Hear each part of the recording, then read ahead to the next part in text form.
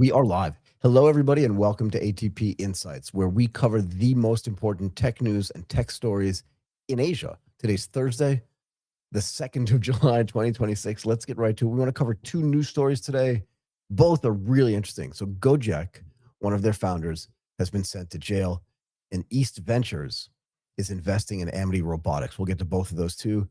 And another super show as well. We have a great lineup of guests today. Initially, we're going to have Elad Itzhakian, Executive Director of R&D at Briya. He's going to join us to talk about how real-time harmonized clinical data and AI research tools will help healthcare organizations move faster from patient data to usable medical evidence.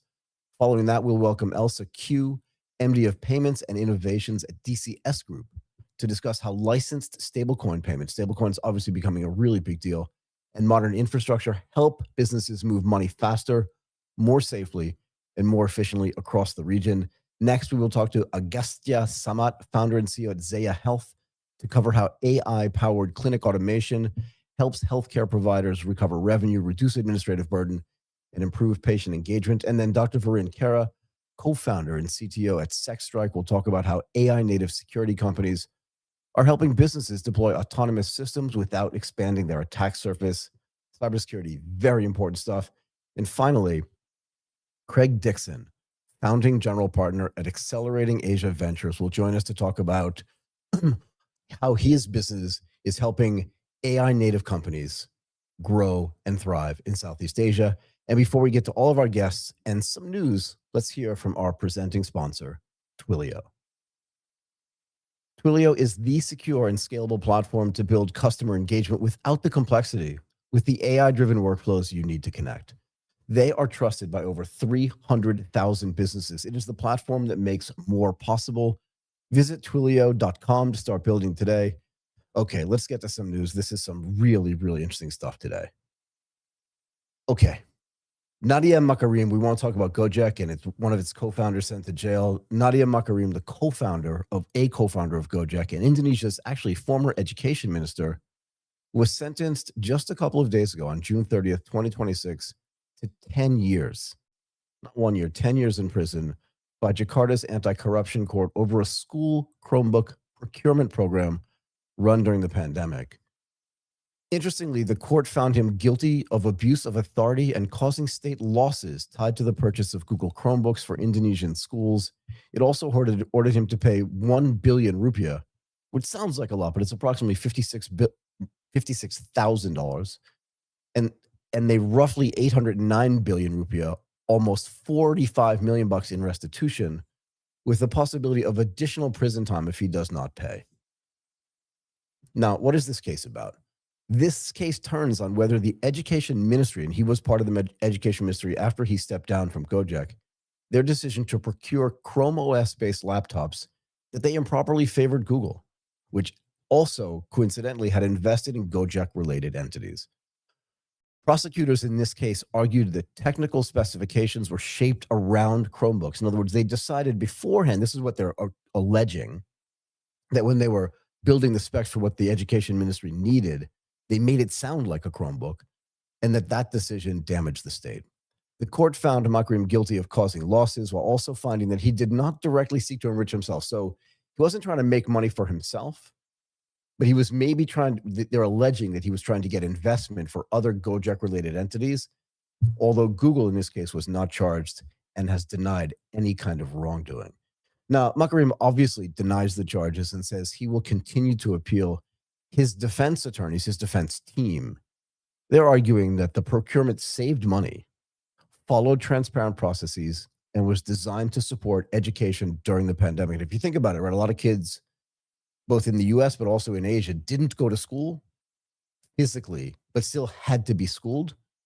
And for some of them, they needed computers to do this, some kind of basic computer. And I think part of what he was trying to do, or part of what he was trying to accomplish, was get computers to people that may not have had them. And Chromebooks could have been, back in the day, remember this is a while ago now, just an inexpensive way to get computers in everybody's hands. Now, former Google executives testified during the trial that Google's investment itself was unrelated to the Chromebook procurement decision.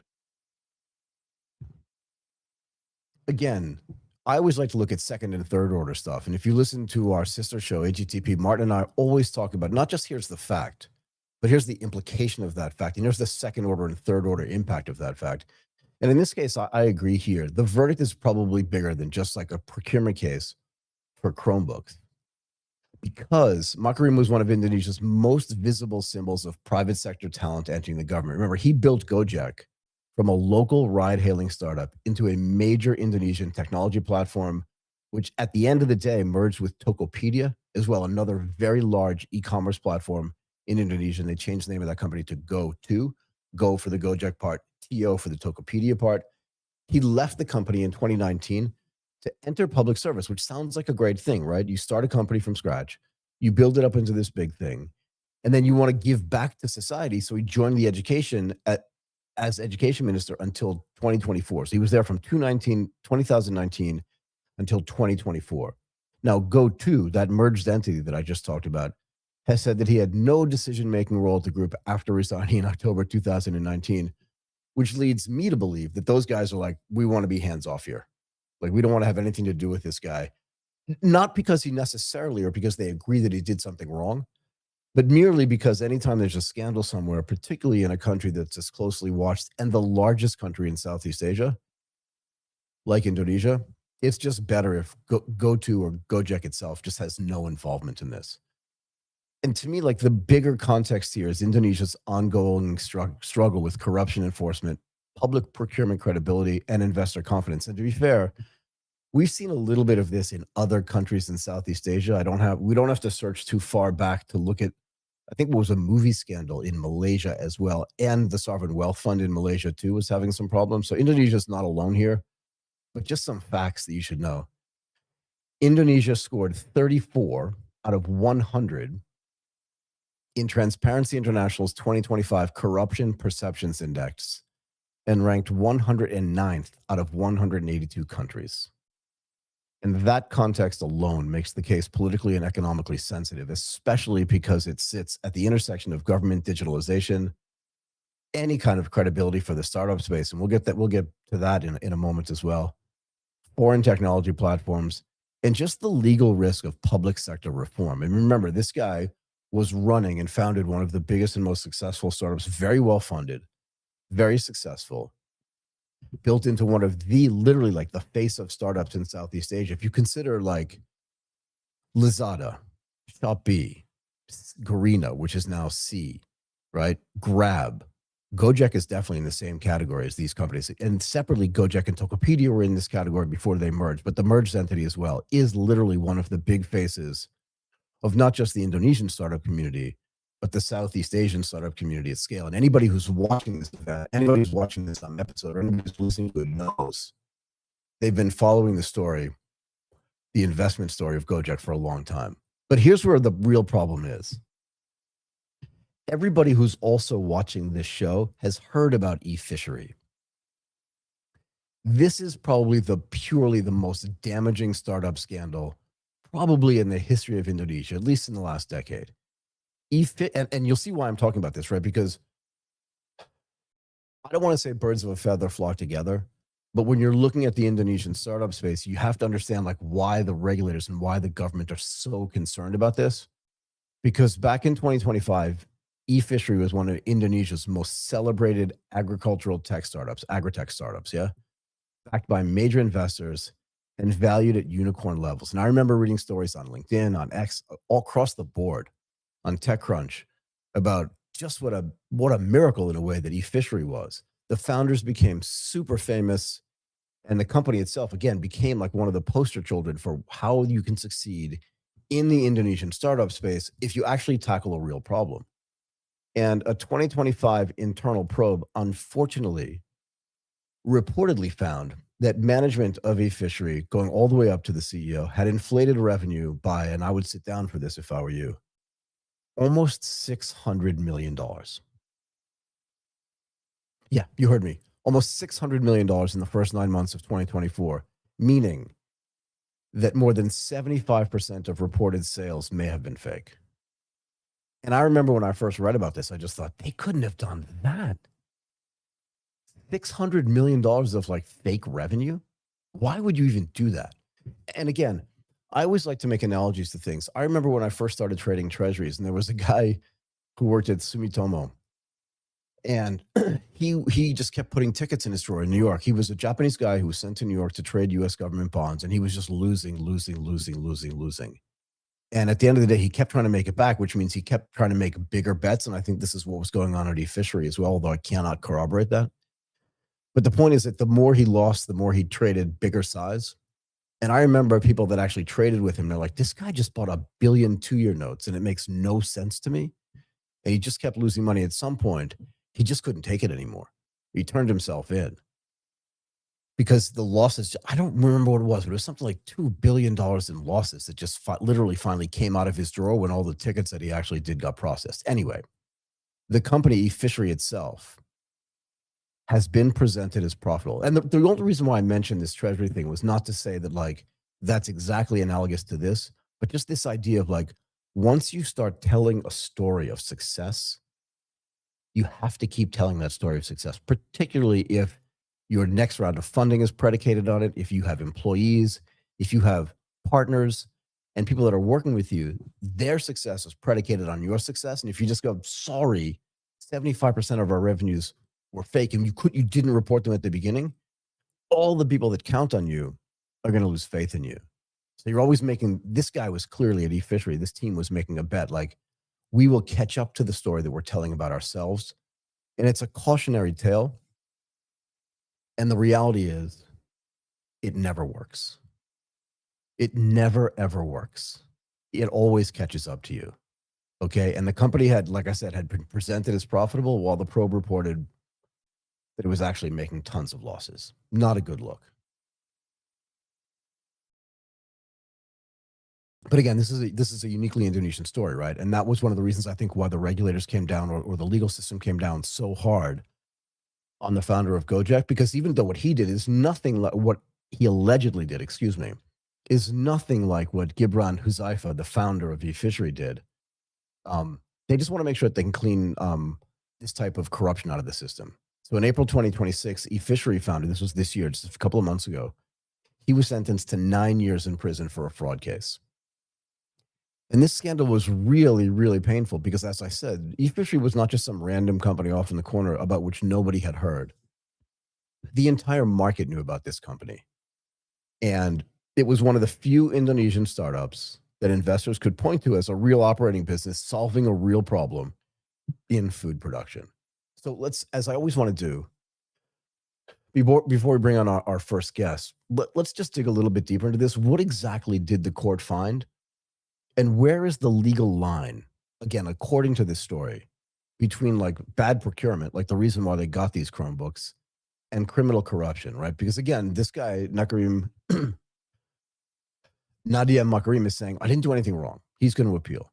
But the court found him guilty of abuse of authority. Remember, he was part of the Ministry of Education and causing state losses through the Chromebook procurement program, while also finding he was trying not to enrich himself. Prosecutors had sought a much harsher sentence, just so you know. He was sentenced to 10 years in prison.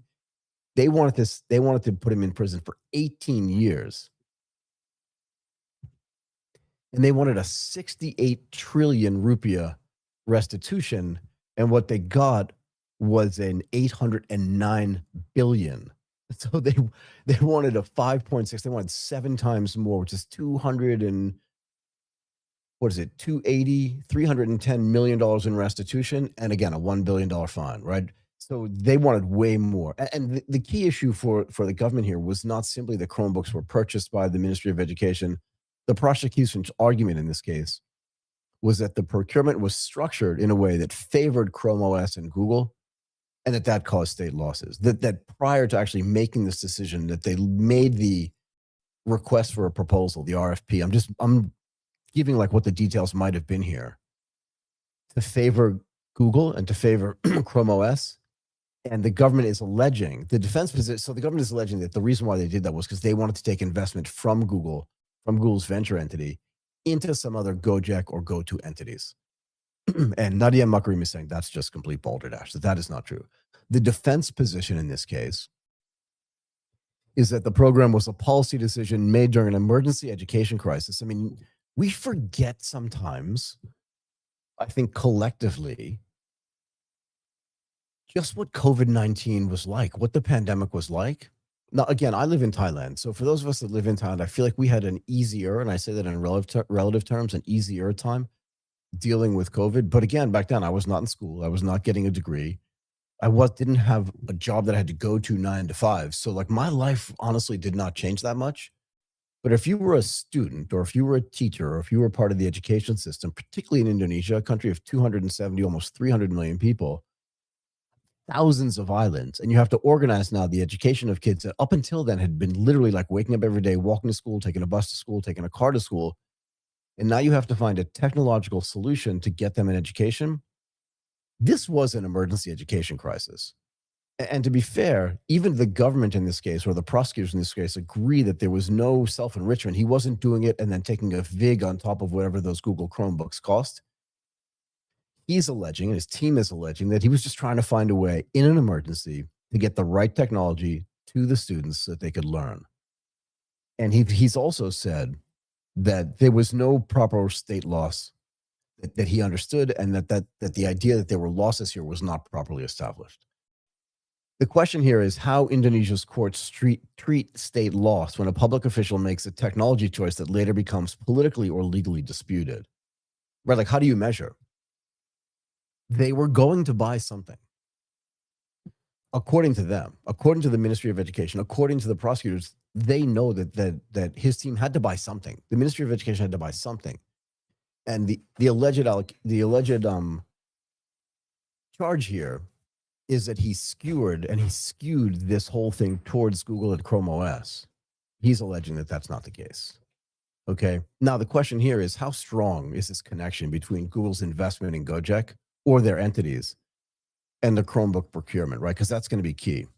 Now, prosecutors again allege that the Chromebook decision was connected to Google's investment relationship with GOJEK, and that Nadia Makarim benefited through that connection. I mean, it feels tenuous to me, but again, I don't have all the details. And as we mentioned at the beginning of this segment, Google itself was not charged with any wrongdoing, which is weird because you would think that if there was real corruption here, that Google was also doing something untoward. But in this case, it doesn't feel like, at least that the government and the prosecutors did not feel like that was the case. Now, former Google executives during this trial testified that Google's investment in GOJEK and Tokopedia was completely unrelated to the Ministry of Education's Chromebook procurement decision. So on one side, the people that are being, what's the right word, accused of saying you made an investment decision based on the allocation of this investment to you, that you benefited from this Chromebook thing, from this Chrome OS thing, and that you made an investment decision based on this, but no one's charging them with anything. So the question is, if no one's charging them with anything, why is Nadia Makarim being charged with something merely because, and this is a guy, remember, who built a company from scratch, built it into something large, and then essentially said, I want to give back. And I want to give back at the core of something that really matters to Indonesia, and that is the Ministry of Education. Like, what could you do more except like the Ministry of Orphanage or the Ministry of people at the poverty level? Right? Because educating a country, an educated country is a country that's going to get rich. Anyway, GoTo has said that Makarim resigned from his company roles before entering the government in October 2019, which makes perfect sense. You can't do both of those things together.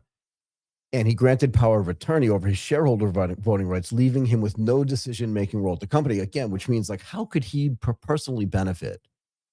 And frankly, how could GoTo or GOJEK and the combination with Tokopedia benefit if he's given power of attorney to somebody else to make decisions for him? He had no decision-making ability there. The court accepted enough of the conflict of interest theory to convict him, but the public record still leaves, in my mind, a serious evidentiary question around causality. Right? And I always ask this question. In cases like this, but also in other parts of your life, you have to ask your question. Is it causality or is it coincidence? And the idea here is whether a prior commercial relationship materially shaped a government procurement decision. And it doesn't, like, we don't know what the government is alleging happened and what is being charged with Google with is nothing. And then what happens to Nadia Makarim, to me, don't seem as tightly connected as the prosecutors here are saying. But I will say this. The conviction does create a warning signal for founders. Okay, it just does. And what it's essentially saying is you have to be careful if you go into public service where procurement, conflicts of interest, and state laws rules are legally sensitive. Okay, Martin, before we bring in our first guests, let's get a quick message from our second sponsor, Boomi.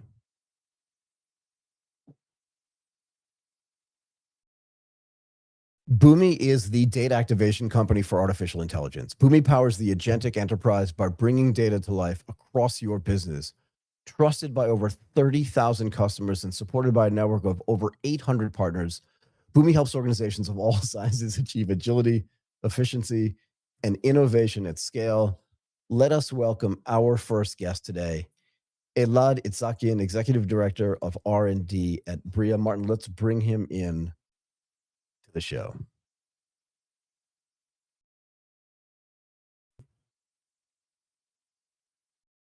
Elad, how are you? I am super duper. Thank you so much for joining us today. It's great to have you.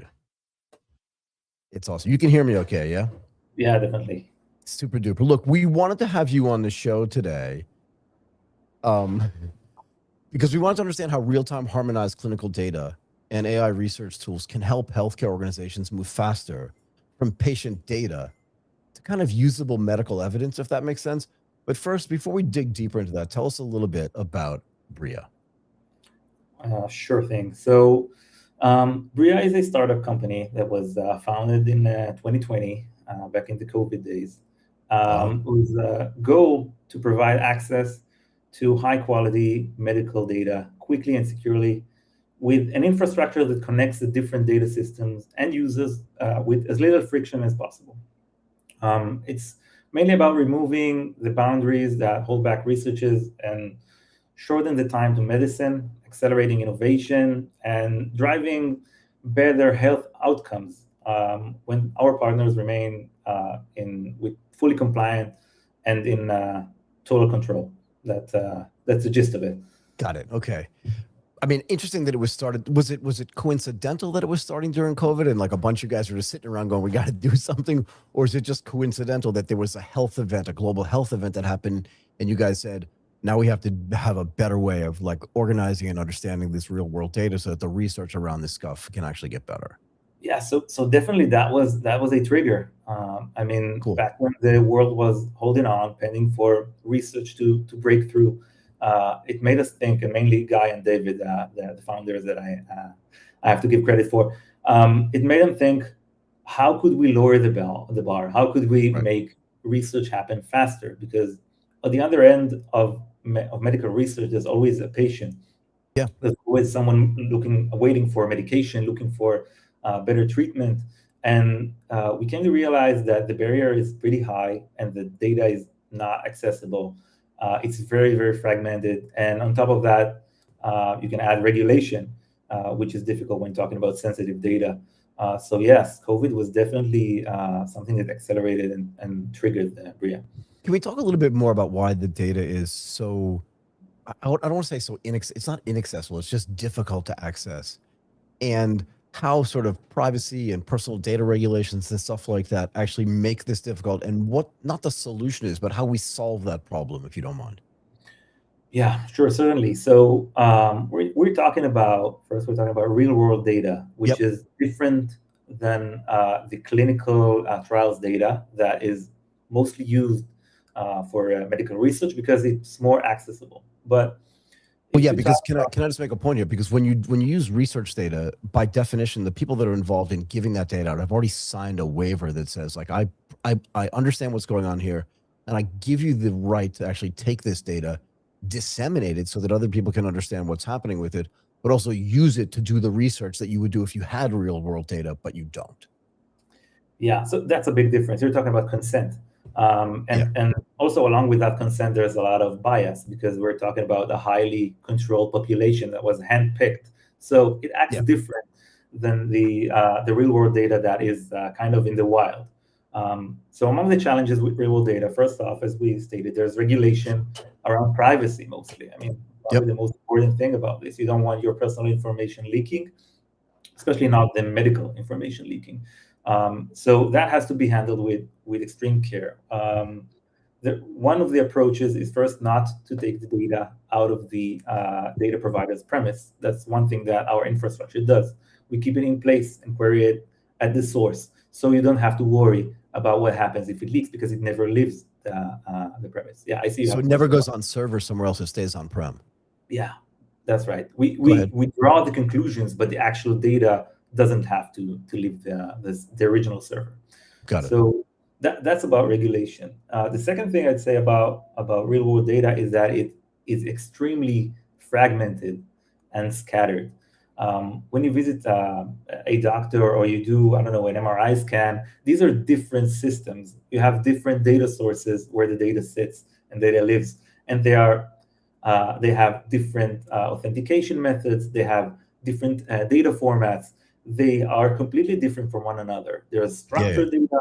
There's a lot of free text data, like doctor notes, which make most of the medical data out there. There's imaging, which is a completely different problem. So what used to happen is that a researcher would have to be at least part-time, if not full-time, data engineer, just to arrange the data in a way that, like, for months and years, just to be able to ask a single question. Right. And if you take that along with the first point of having to extract the data, that's sometimes a barrier that some researchers just couldn't get past. So what happens when researchers actually get access to this data? I want to call this longitudinal data, but just to define this to people, this is data that is kind of getting accessed over a long period of time. Like, so you start a study in 1980 and you're still doing that study in 2025, but you're getting like all this data updated in real time. What changes in the way that a study is designed around this stuff if you know you're going to be able to do this for a long period of time? Yeah, so I think that some things are bound to change during a long period of time, because while you're doing your research, the world changes, and there are new solutions. So that makes your assumptions change constantly. And if you don't have the right methodology and the study design in place, you're just going to have to draw conclusions that are not defensible. You have to have the expertise to be able to change and shift along with the changes that happen in the world while you're doing your research. So shrinking that time, making that research as quick as possible while maintaining the right methodology is crucial for the correctness and having a defensible kind of proper conclusion to be considered and used later on from your research, if that makes sense. Yeah, it makes a ton of sense. So one of the things you said earlier was that it could take like an individual researcher or a researcher team years to be able to get, like, they were almost turning themselves into data scientists, right, or data management people. But if because of that, they'd have to spend all this time not just gathering the data, but collating that data, cleaning the data, again, just becoming data analysts as opposed to being scientific researchers, right, or healthcare researchers. But once that stuff is eliminated, how much more sort of decision making can they make if the data itself is handled before it gets to them and it's already clean, if you know what I mean?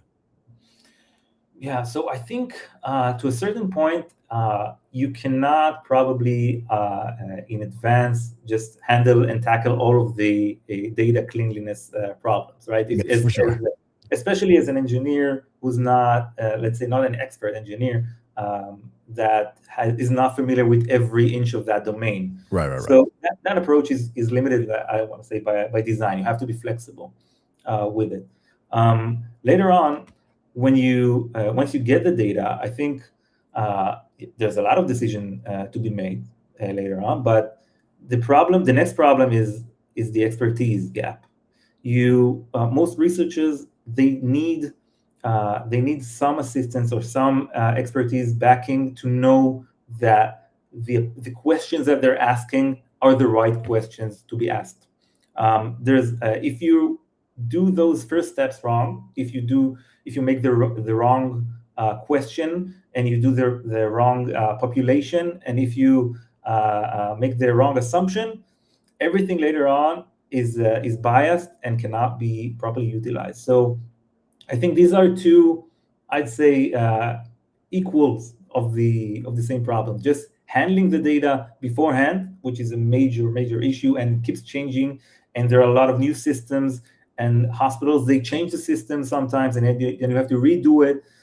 There's that, and then there's the actual research. And if that same persona has to do it, I mean, it's just not feasible.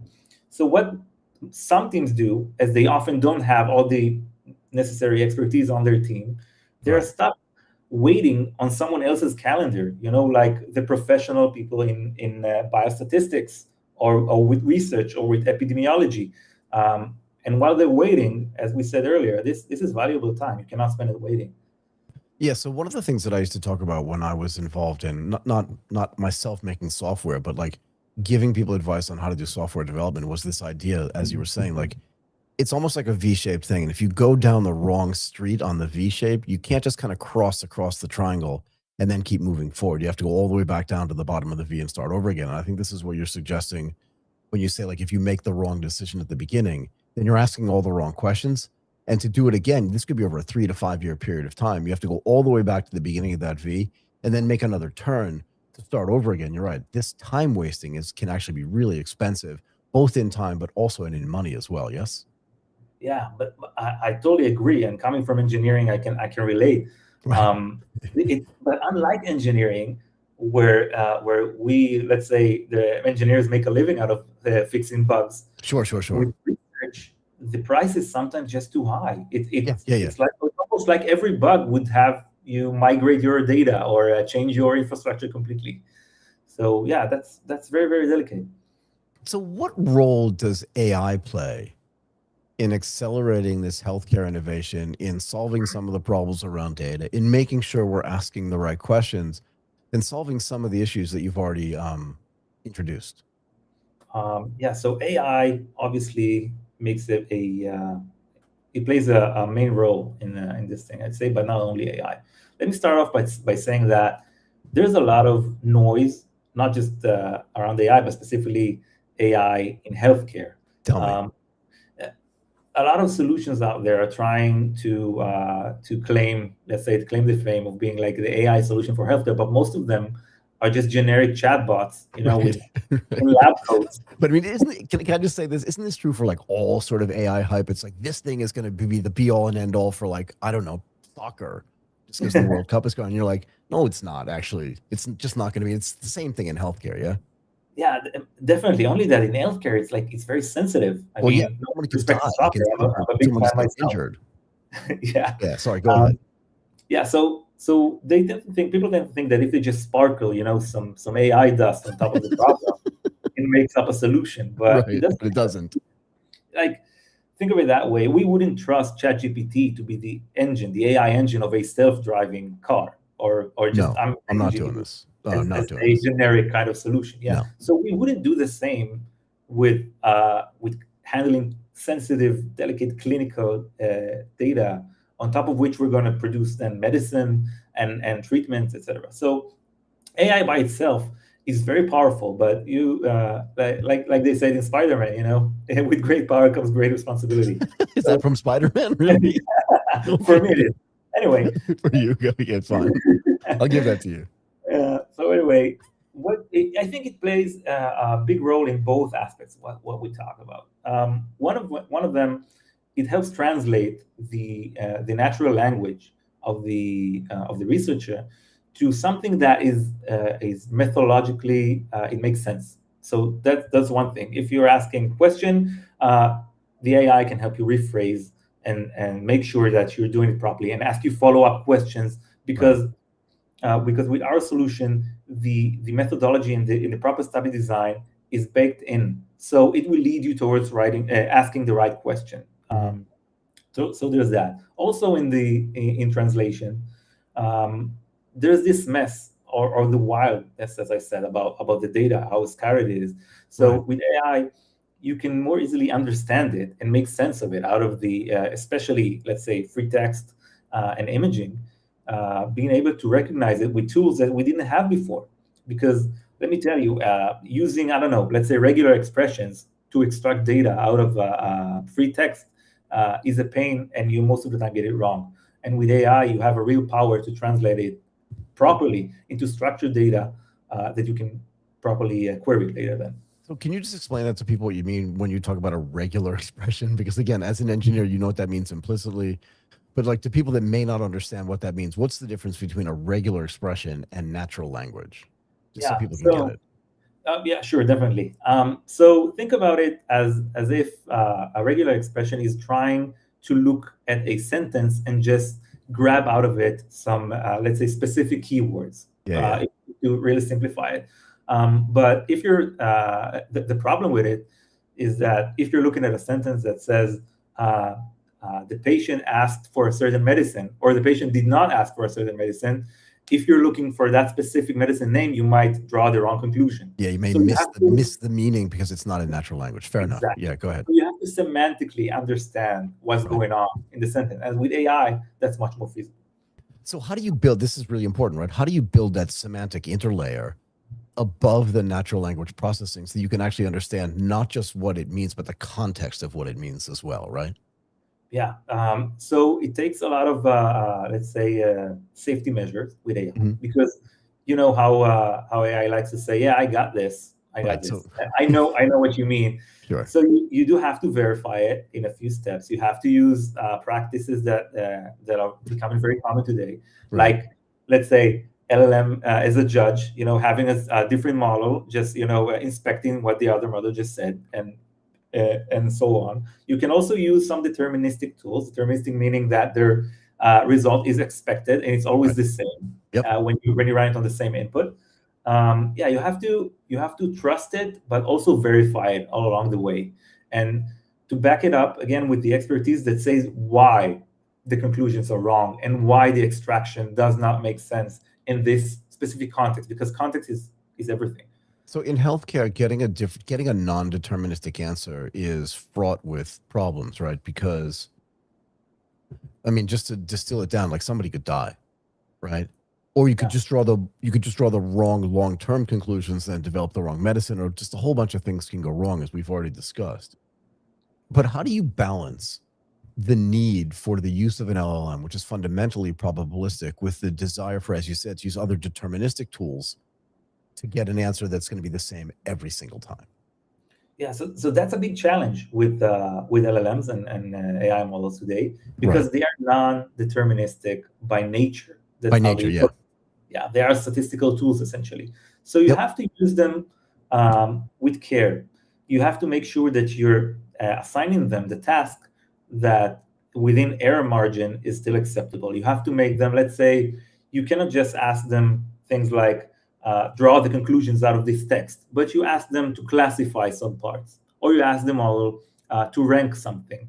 And then you compare that with other tools that you have, and you compare that with more iterations of the model, and you compare that with other models, and you do that as if you would treat any statistical tool. Once you understand and get to live with the nature, with that non-deterministic nature, it's easier to develop those practices that say every step in the way has to suspect the input and have to suspect the output. You have to put the right guardrails in place. You have to make sure that nothing that is hallucinated along the way. You have to ground it with different deterministic tools that you have. And yeah, at the end, it's real risk that you have to take with care. Do you think over time, and I've asked this to a bunch of different people, but do you think over time that specific healthcare or medical related models are going to be developed? Look, I know what the mixture of expertise models do. Like, I understand that, and I understand the way, like, some of the new inference chips are being designed to be very efficient at doing MOE style modeling, right? And MOE style inference. But do you think at some level, instead of MOE, we're just going to get models that are specifically related to medical research, and to be fair, fundamentally related just to specific types of research? So those models are more nimble, more lighter weight, and faster and more efficient, both from a processing standpoint, but also from the necessity to use massive compute standpoint as well, so that this stuff can get done even faster. So definitely, and personally, I think that we're going to look at a change towards something that is more of it reminds the paradigm change of microservices. Like when software moved to tiny bits of models that have a little responsibility. Because that's a good point. With my experience, models do best when they are laser focused on a specific task. So that goes also when you use a large language model and you ask them for a very specific thing to do, like a text extraction from a single sentence. But it also means that you can create a model that only does specific things, and it is highly performant, and it can run on premise with cheaper hardware, and it can help you keep the data at the source and not move it around too much. So I'm thinking that we're looking at more and more agents and more small language models that utilize specific expertise to do to solve smaller problems and have a more expected result. Right. What happens when researchers get these tools? Do you know what I mean? What changes in their mindset that says, wait a second, now that I can ask research questions in natural language instead of relying on technical teams to query the data, like what changes there in their mindset and then again in their effectiveness in doing the stuff that they're trying to do? Yeah, so I think it's in a way it's very similar to what we're seeing with engineers, that people are enjoying their work because they can focus on what they find that matters. They don't want to be focusing on the nitty-gritty details or the implementation or the let's say that code line. Even with research, they don't want to do that. They want to keep their core doing at the same place where their expertise is. So what we're seeing is researchers that are happier to use such systems. We're seeing researchers that are more productive, that they feel that like they're in a conversational mode. Let's say you're not alone in this. They have the systems back, they have the experts back, and their room for error feels like it has shrunk. So I'd say that it's much more enjoyable, a kind of task that eventually will lead to having more researchers doing this work, because it's not as exhaustive and you can get quicker results faster and reiterate, and that is bound to get better results and eventually better medicine and better treatments. That sounds awesome. Okay, Elad, I'm going to let you go. Thank you so much for coming and doing this today. We really appreciate lots of interesting stuff going on in the healthcare and in the clinical data and research space. And thank you so much for spending some time with us today. Perfect. Thank you for having me. Thank you so much. Okay, Martin, let's try to bring Elsa into the main room as well.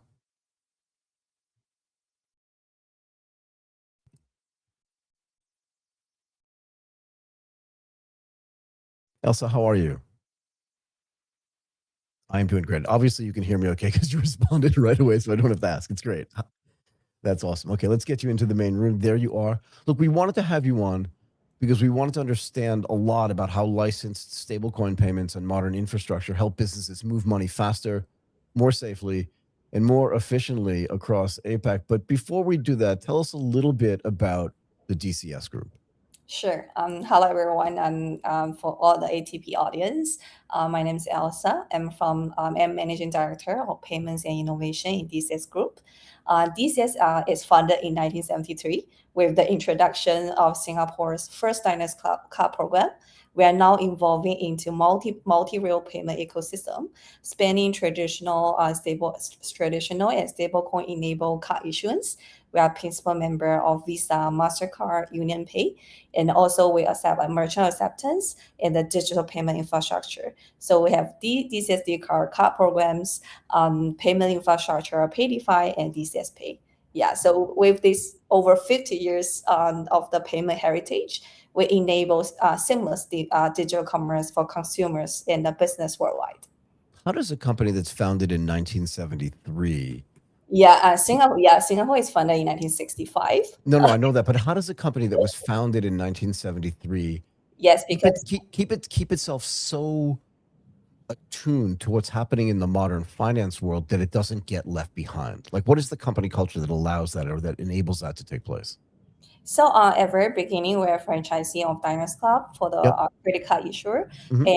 And like say for the development of Singapore under Monetary Authority of Singapore. So Yep. we move pretty fast in the region for all the programs, credit cards, and even now we're talking about stable coins adoptions for all this all around. So with the help of the very complete compliance, regulatory support in the country, and we can move really fast within the region.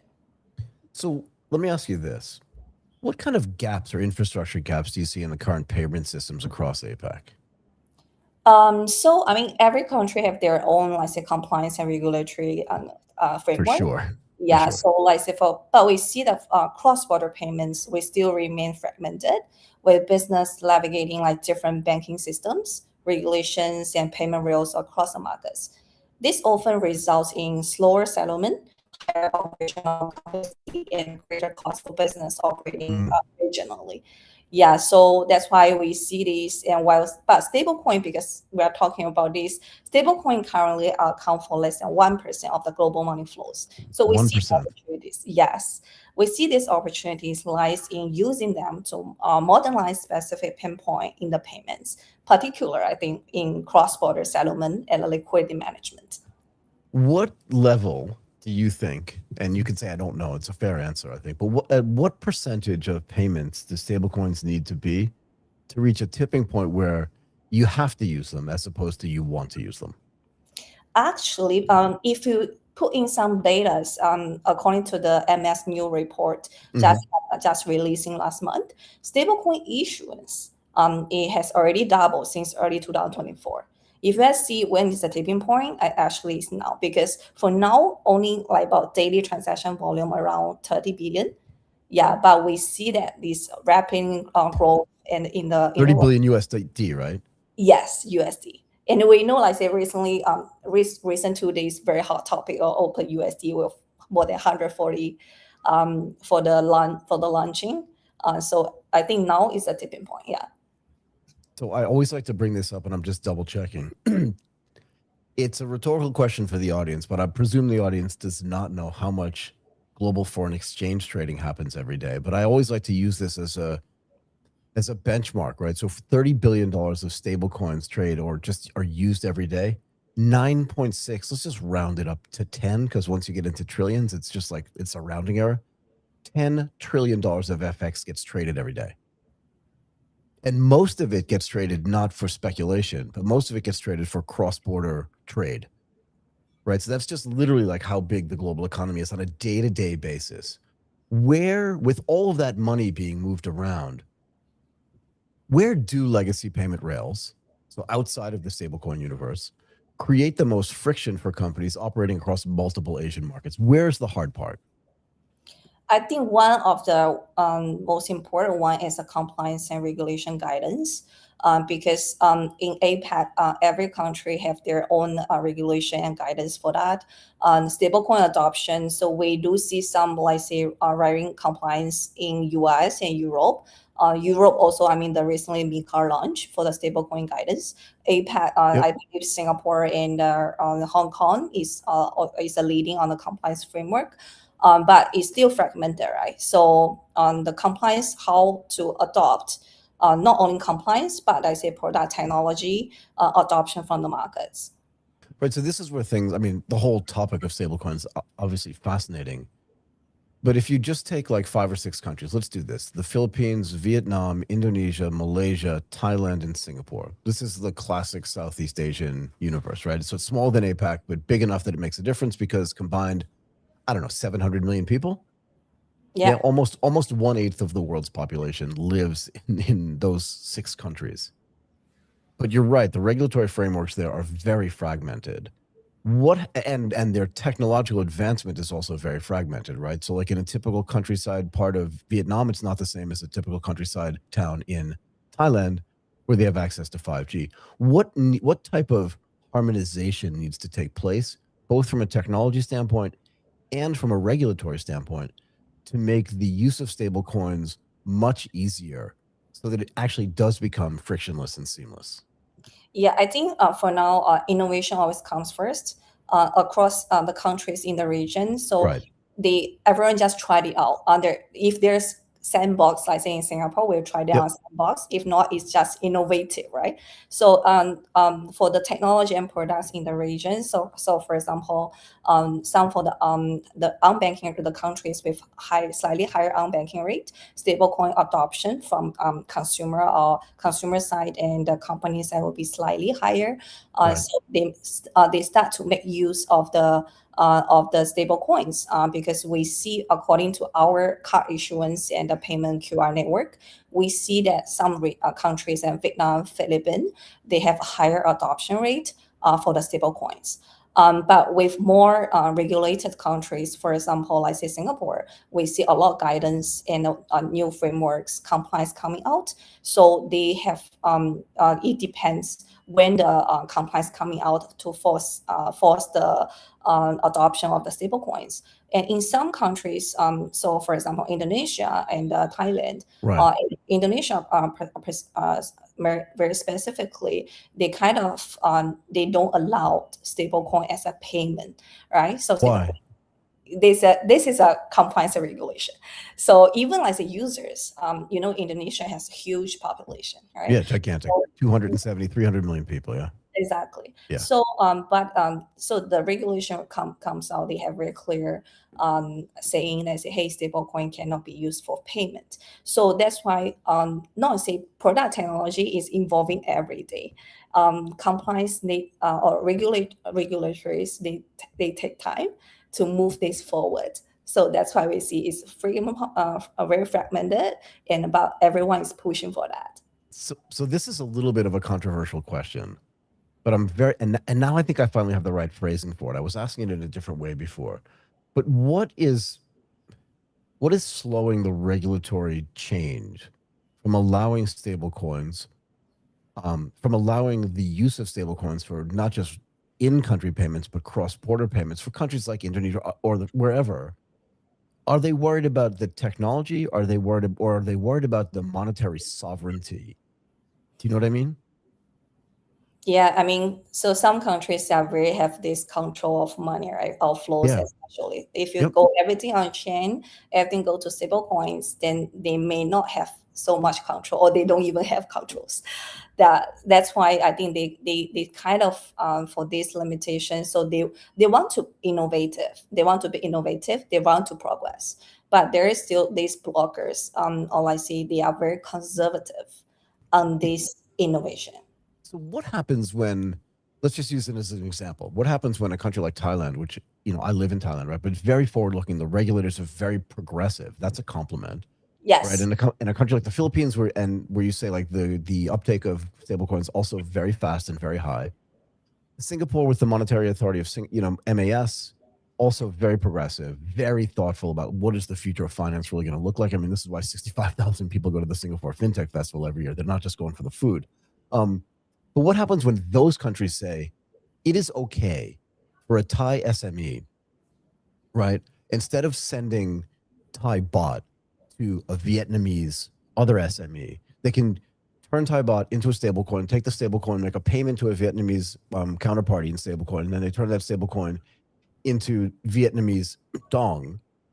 But in Indonesia, let's say, if they're slower, what is the implication for that for business in Indonesia as well?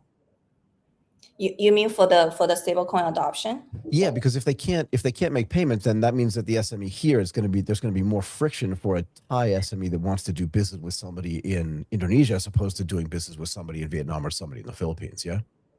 Yeah, I mean for current infrastructure, for the existing banking rails, for this, I mean this is established rails happening in years. I mean in recent years. Yep. But if they want to remove this friction, or let's say improve the efficiency more cost effectively, stablecoin definitely is the one way to go for the SMEs to have this option. Sure. for that.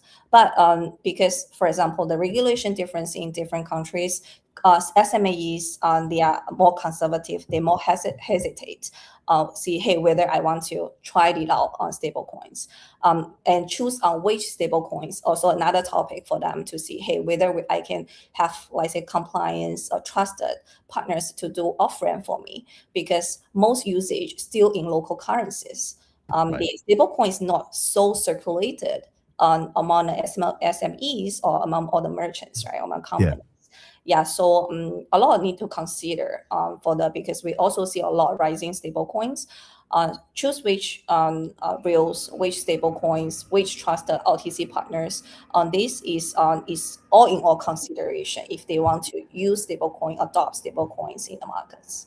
How should companies, and this is a little bit of a complicated question, right? But let's say, again, I'm an SME, or frankly, even if I'm a large institutional company, a large incumbent company, let's say I maintain a balance of stable coins, right? So I'm not always turning those stable coins back into my fiat currency because I know that I'm going to need to do cross-border payments. So I have a wallet, because there's not a bank account where stable coins sit. They sit in a crypto wallet. But that's separate from sort of the other cash management that I do, whether it's treasury or other types of liquidity and foreign exchange. How do I put all those things together so that I can properly analyze what my actual treasury position is? You know what I mean? And know like when I need to do FX or when I could just use my stable coins, because it gets very complicated. Yeah. It is getting very complicated. So we see a lot of SMEs or new startups that are building some new banks on the stablecoin layer. So what they want to do is to eliminate this complexity of how I manage my different money, right? So I have fiat, I have credit cards, I have bank accounts, I have cash, I have stable coins. So we see a lot, the new banks, new banks, they are building on chain, they are building centralized to manage that. So for us, I think as the time goes by, there's will be invisible to the end users or SMEs say, hey, I use stablecoin, I use cash, I use credit card. Definitely will be united in some kind of way. Yeah. So how far away do you think that is, though? It's a hard question. I know, like, I don't know either. That's why I'm asking you, because you're more involved in it than I am. But I mean, is it a year away? Is it 3 years away? Is it 5 years away? Because that combination and that consolidation of all that information is key, I think, not just for increasing the ability for cross-border payments or cross-border commerce to get done, but just for the uptake of stablecoins as well, right? Because if you can't aggregate it into the rest of your cash positions, it's going to be hard to manage, yeah? Yeah. Maybe we can do a comparison, like say, how long it took from cash to cashless.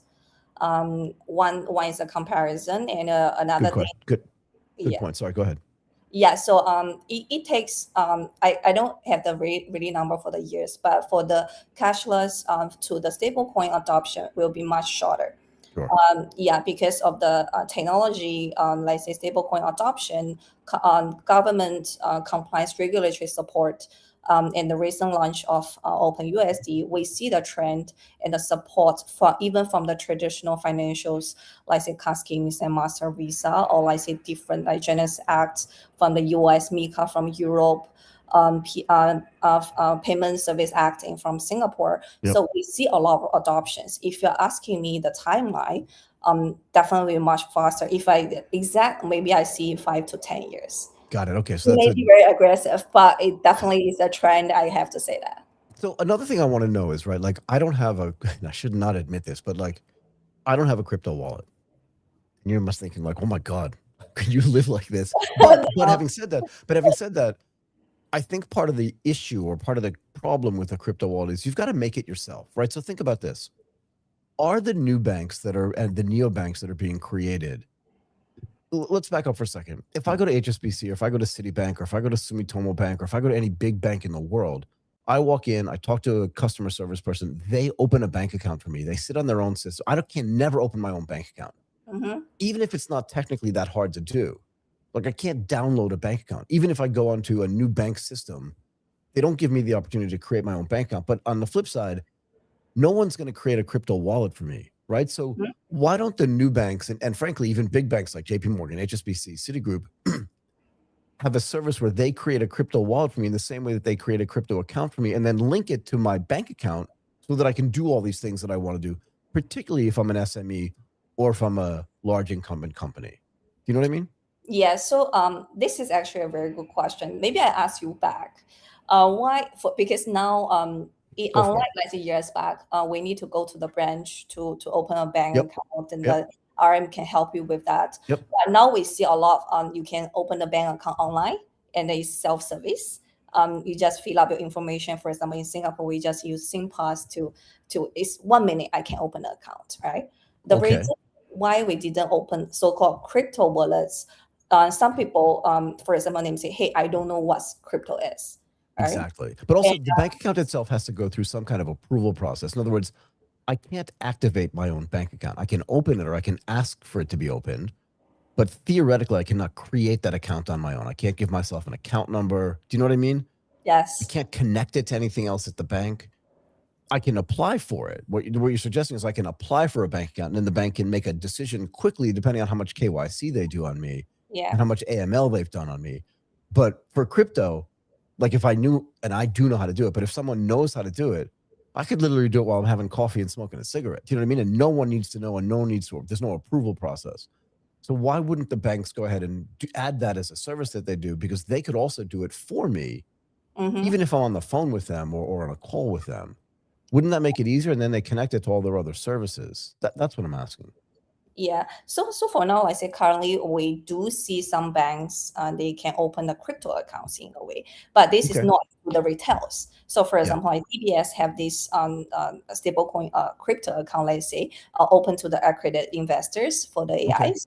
Yeah, so for but that's for accredited investors. Now I have to have like $1 million or some amount of money, right? Because that's why, because stablecoins still at a kind of early stage. Not even like we are not talking about the cryptos of all the altcoins. For the stable coins. Another point is like we see the new banks, on-chain new banks, they still adopt the KYC on the users. So they also have like this streamlined onboarding process, because if crypto native, you need to create, I need to generate the seed, and I need to do a seed phrase. So what's that? So if you want to have a higher adoption, you don't need to know that, right? For normal people as us, we just need to, I can do my social logins to register, apply with my email, then I complete the KYC, then that's account. I don't need to have this 10 words phrase, I think, note down in some paper, and if I forgot that money is gone, then it will not be, mass adopted in very short time. So we see a lot of infrastructure providers as well. They kind of optimize the UI UX and also the user experience. So that's why I say it's invisible soon for all the users. They don't need to care about that. Because frankly, I'd love to have a crypto wallet, but like just the administrative hassle of opening one. Yeah, it is. But doesn't seem worth it to me. Sorry, go ahead. Yeah, so that's why I think it's a step by step. So traditional banks like DBS, they already have this, but they just open to the accredited investors.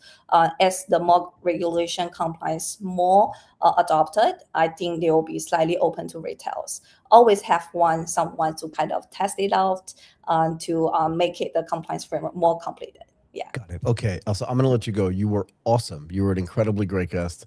Thank you very much for sharing your insights with us today and for answering all the questions. I really appreciate it. Thank you again for coming and doing this. Thanks. Bye-bye. Awesome. Bye for now.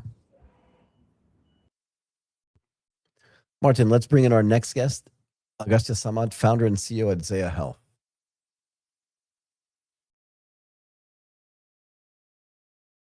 How are you? I'm doing great. So help me out and tell me how I properly pronounce your first name. Agastya, but you can call me AG for sure. No, Agastya's easy. I just wanted to make sure that I knew how to say it because names are really important to me. You'll see this as we go along. And particularly if you keep watching the show, you'll see that I do this all the time. I'd rather not guess. Agastya. It's very nice to meet you. Awesome. Okay. We wanted to have you on perfectly. No, thank you. I tried my best. We wanted to have you on because we wanted to talk about how AI-powered clinic automation helps healthcare providers recover revenue, reduce administrative burden, and improve patient engagement. And before we do that in detail, why don't you tell us a little bit more about Zeya Health? Awesome. So Zeya Health was started about 1.5 years ago after my co-founder and me saw the massive admin burden that's being put on healthcare providers, especially in Asia, we saw some pretty alarming figures. I think one of them is that for every $1 billion in revenue, healthcare spends 8x as much on admin resources as any other industry. And especially with what we've seen with AI and what the technology has really allowed for, we see reducing manual repetitive workflows, especially around admin, as a great use case for AI. So why is it so much more expensive? Like you said, for every $1 billion of revenue, you spend 8 times. It's just a massive number. Why is it so expensive to do the admin for healthcare? Is it regulatory stuff that they have to do? Or do you know what I mean? Like, where does that come from? Yeah. Great question. I think even on the regulatory side, it's constantly evolving. So even the requirements there are constantly changing. And again, it's not very black or white. So I think it really boils down to the fact that healthcare has had to deal with increasing admin requirements every year that's gone by. And no one has really taken the time to trim that fat down. And there's a lot of stakeholders at play that sometimes benefit from that level of admin. But we're going to see it really reduce now, especially with what tools like Zeya are able to provide for healthcare providers. Okay. Before we get to that, I just want to talk about this. Like, who's benefiting from all this, what it seems to me to be like excessive admin? In other words, are there people profiting from the fact that there's too much admin that needs to get done? And can that sort of fat be cut even without the automation that we're suggesting? But I do want to talk about that too. I mean, absolutely. When there's money being passed around for admin, there are people that are benefiting from that money being passed around. Right. I won't, get into specifics. No, and I it's think fine. there's. I'm just curious. Yeah. Yeah. So where does the admin work most visibly leak revenue inside of clinics and outpatient care settings? In other words, maybe you can just run me through like where the real problems are. And maybe if there's a timeline where it's like, I go to a clinic, then what happens? Where does the admin come in? And where's that leak actually taking place? It's such a great question because you're getting to the heart of really what we're trying to solve for. The future of care is not just what happens to you in that consultation room, especially with the fact that chronic diseases are now the largest segment of diseases globally and the fastest growing. Yep. Really, to treat chronic diseases, you require significant behavioral modifications, lifestyle changes.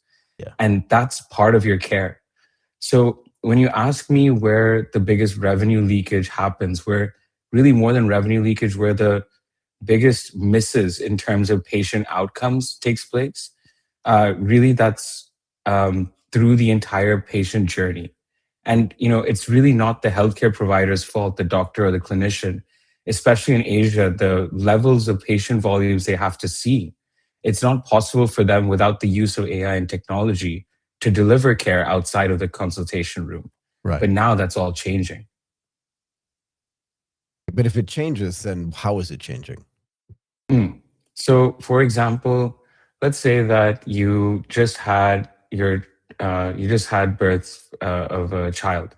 Right. We work with a pediatric clinic in Singapore where we help them set the right cadence for patient engagement to ensure that their child is coming in for vaccinations at the right times, so that they don't need to forget that or make a mistake with those dates. Right. So now can you talk to me about how all this stuff is going to get automated? I think we all are seeing across industries that administrative workflows, manual repetitive workflows are going to be automated. But in healthcare, kind of the biggest gap we saw, over the last 16, 17 months, we've spent every single day inside of a clinic. And really what we've seen is that each clinic has a very unique approach to going about the same workflow. And they're not very interested in some sort of a generic or one-size-fits-all automation. Why not? They really want something. In other words, can that be standardized? It can be standardized, that's for sure. But the reality is that in Singapore alone, we have about 35 different softwares used by clinics. And so each of those softwares are different in nature. And where it gets even crazier is that each clinic may use the same software, but they'll use it in different ways. I was thinking how they record a practitioner's schedule, how they record, an invoice. It's all very different.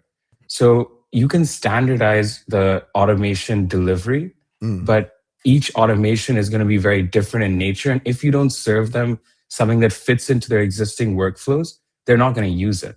Their teams are not going to use it. So For sure. Because it makes their work harder, not easier, right? Exactly. Yeah. So can I ask you this though? If there are not people, but if there are institutions and stakeholders is probably the better word, along the value chain in the admin of healthcare, if all this stuff gets automated, right? So if people start using Zeya Health as a platform, what is going to be the pushback from these other 35 other stakeholders or 30 some odd stakeholders that are already out there?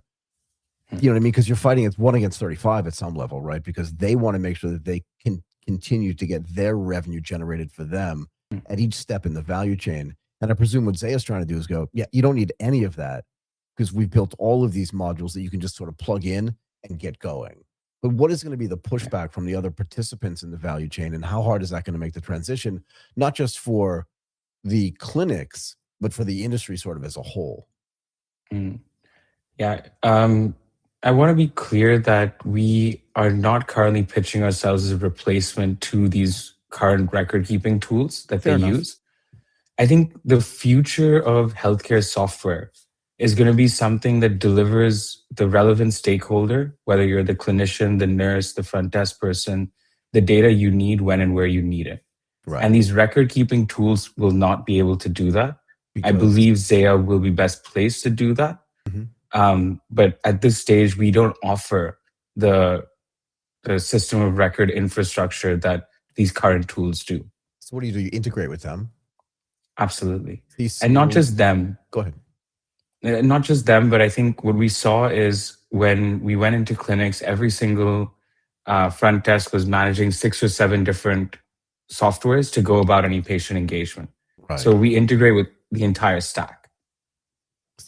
Got it. But and where does AI come into play for all of this stuff in the automation scheme?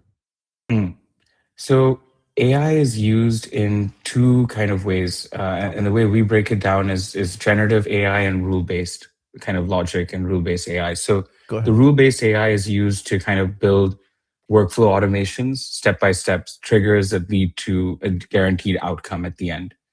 For example, once a patient leaves the clinic, we generate an invoice based on XYZ, and then we send him that invoice to some given communication channel.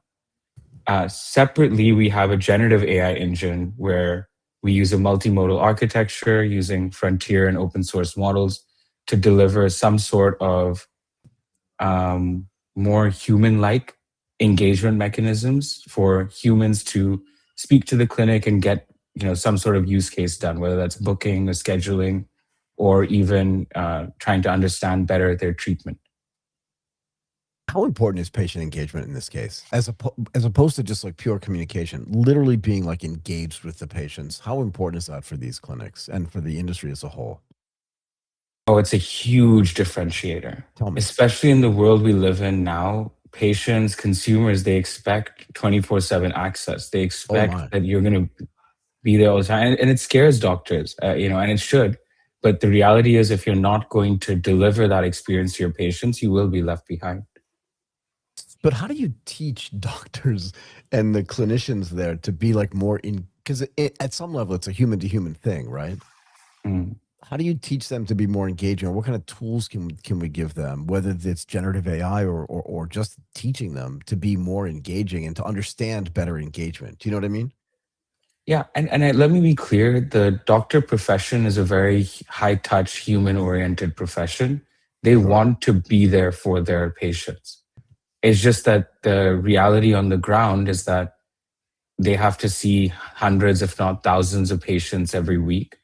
And if they aren't able to move quickly, they can't keep up. But now you have to show them what, these tools, AI has to be shown in the light of not replacing humans, but rather augmenting them 100 or 1,000x. And that's what tools like Zeya deliver.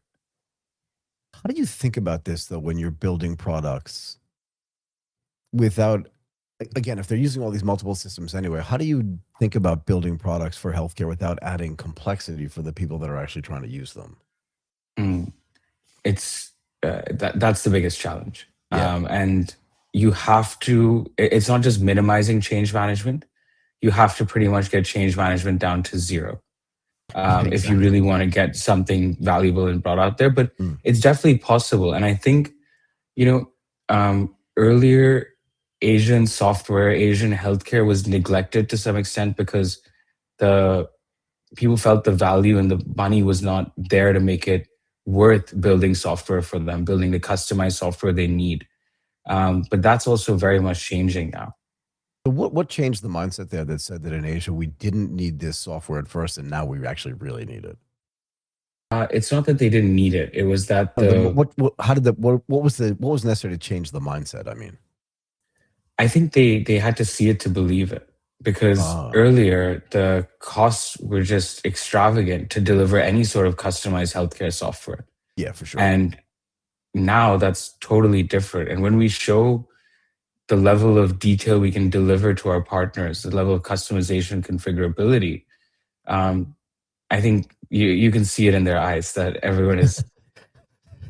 It's like, oh my God, I didn't realize it could be this easy or this inexpensive is probably what they're saying as well, right? And when I say inexpensive, I don't mean just monetarily, I mean time-wise too, right? If it saves you time, Absolutely. It saves you money by definition, right? It's absolutely less expensive. Can I ask you this? And if you don't mind, I'll just add one small point there. You nailed it on the head that it's not just like time and money, but also, in Asia, there's a habit of we can just hire more labor. Labor is cheap. But what the Asian business owners uniquely understand is that the managerial overhead of having a high human resource operation is quite high.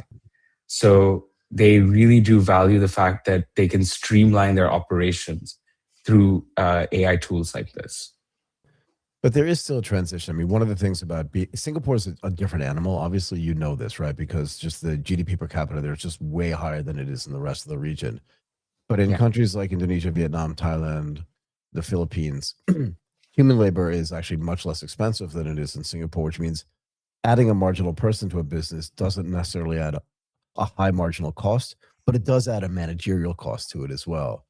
Right. So how does that get balanced? And where does software play a role in saying we don't need to hire the marginal person, even if the software itself is more expensive at the beginning? Over time, on the margin, it becomes less expensive. I mean, I think you just said it better than I could have. It's exactly that. So that's the value proposition that our partners exactly say. Okay. I can't believe I just did that. I did not mean to do that. One of the other things you said kind of in passing, was using both frontier models and open source models. And one of the theses that I have is that there's going to be this massive shift because frontier models cost a lot of money and their business model is based on token usage, and open source models obviously are much less expensive, in some cases 1/10 the price. So how do you balance the usage of both of those things? And do you think the market is moving towards, I wouldn't say 100% open source models, but as they become 90% as good or 95% as good as the frontier models, you see a secular shift into open source versus the frontier models? It's already happening. Go ahead. That secular shift you spoke about is absolutely already happening and taking place. Frontier models at the current price point will not be sustainable as you scale across Asia. And you wouldn't really, there's no use case I see where frontier models would be absolutely necessary from a healthcare ops standpoint, frankly. And are your clients telling you the same thing? Because for you, I can understand it makes sense. You have a tech team and all this other stuff. But what is the response you get from clients when they're like, oh, this branded thing looks way better than this open source thing? Or are they just saying, like, I don't really care. The results I get are good enough and it's 1/10 the price? So where it does get a bit interesting at our stage is that even if we use an open source model, I mean, we have a few use cases where we're doing these edge computing devices, and that's fine. But the question is, where is the open source model being hosted? Right. And the compute taking place. So there are concerns that come up there. And obviously we have to be very mindful from a compliance and security architecture standpoint, given that we're building in healthcare. So those are some points that might make it, because at the end of the day, OpenAI and Anthropic's enterprise licenses are very recognized. And a lot of partners here are quite comfortable using them.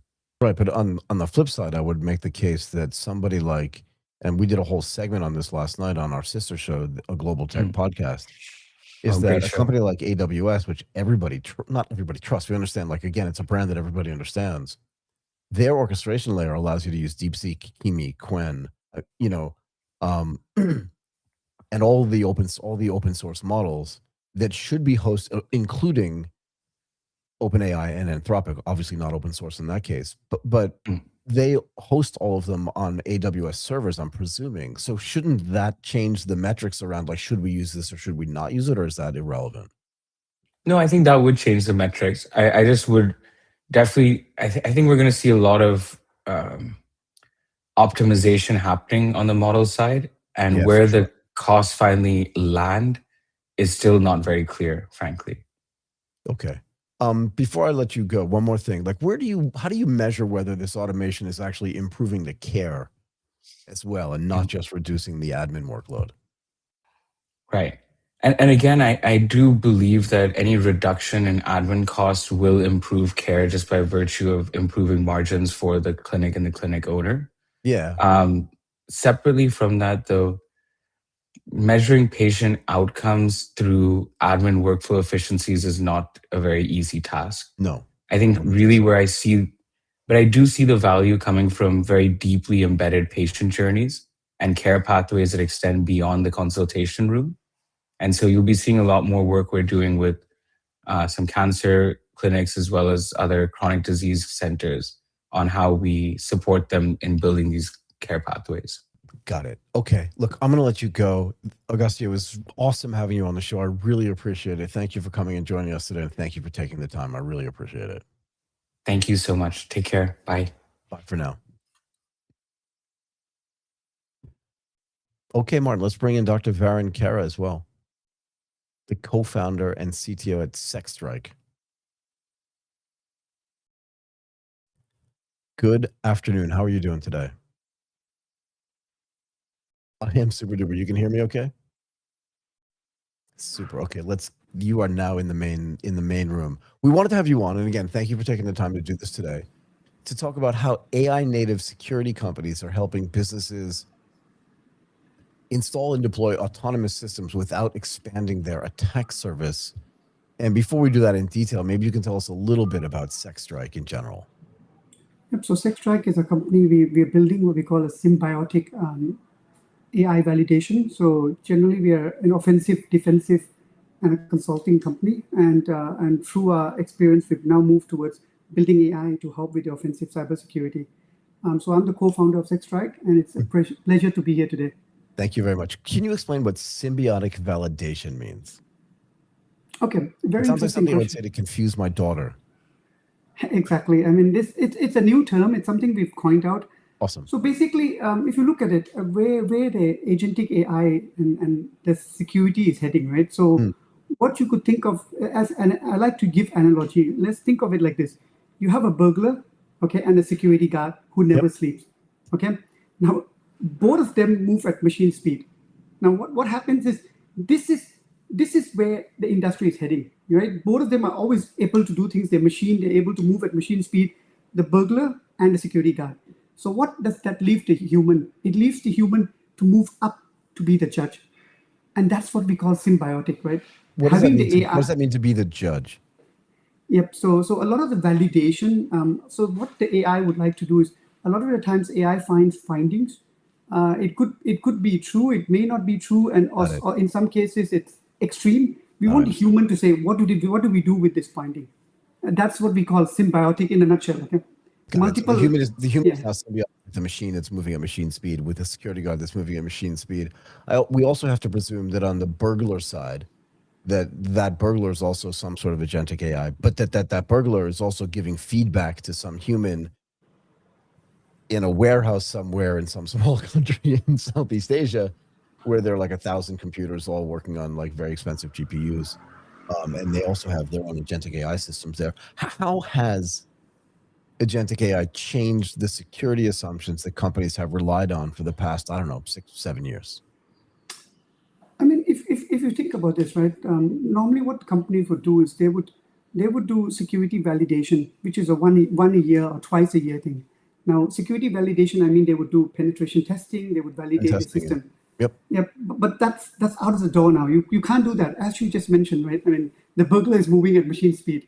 The security guard is technically supposed to be moving at machine speed. So once a year validation doesn't fit anymore. So I think that is where we are seeing the thing heading. Yep. Can I ask you this though? I feel like, let's just say, because the World Cup is going on, a lot of people are thinking about football.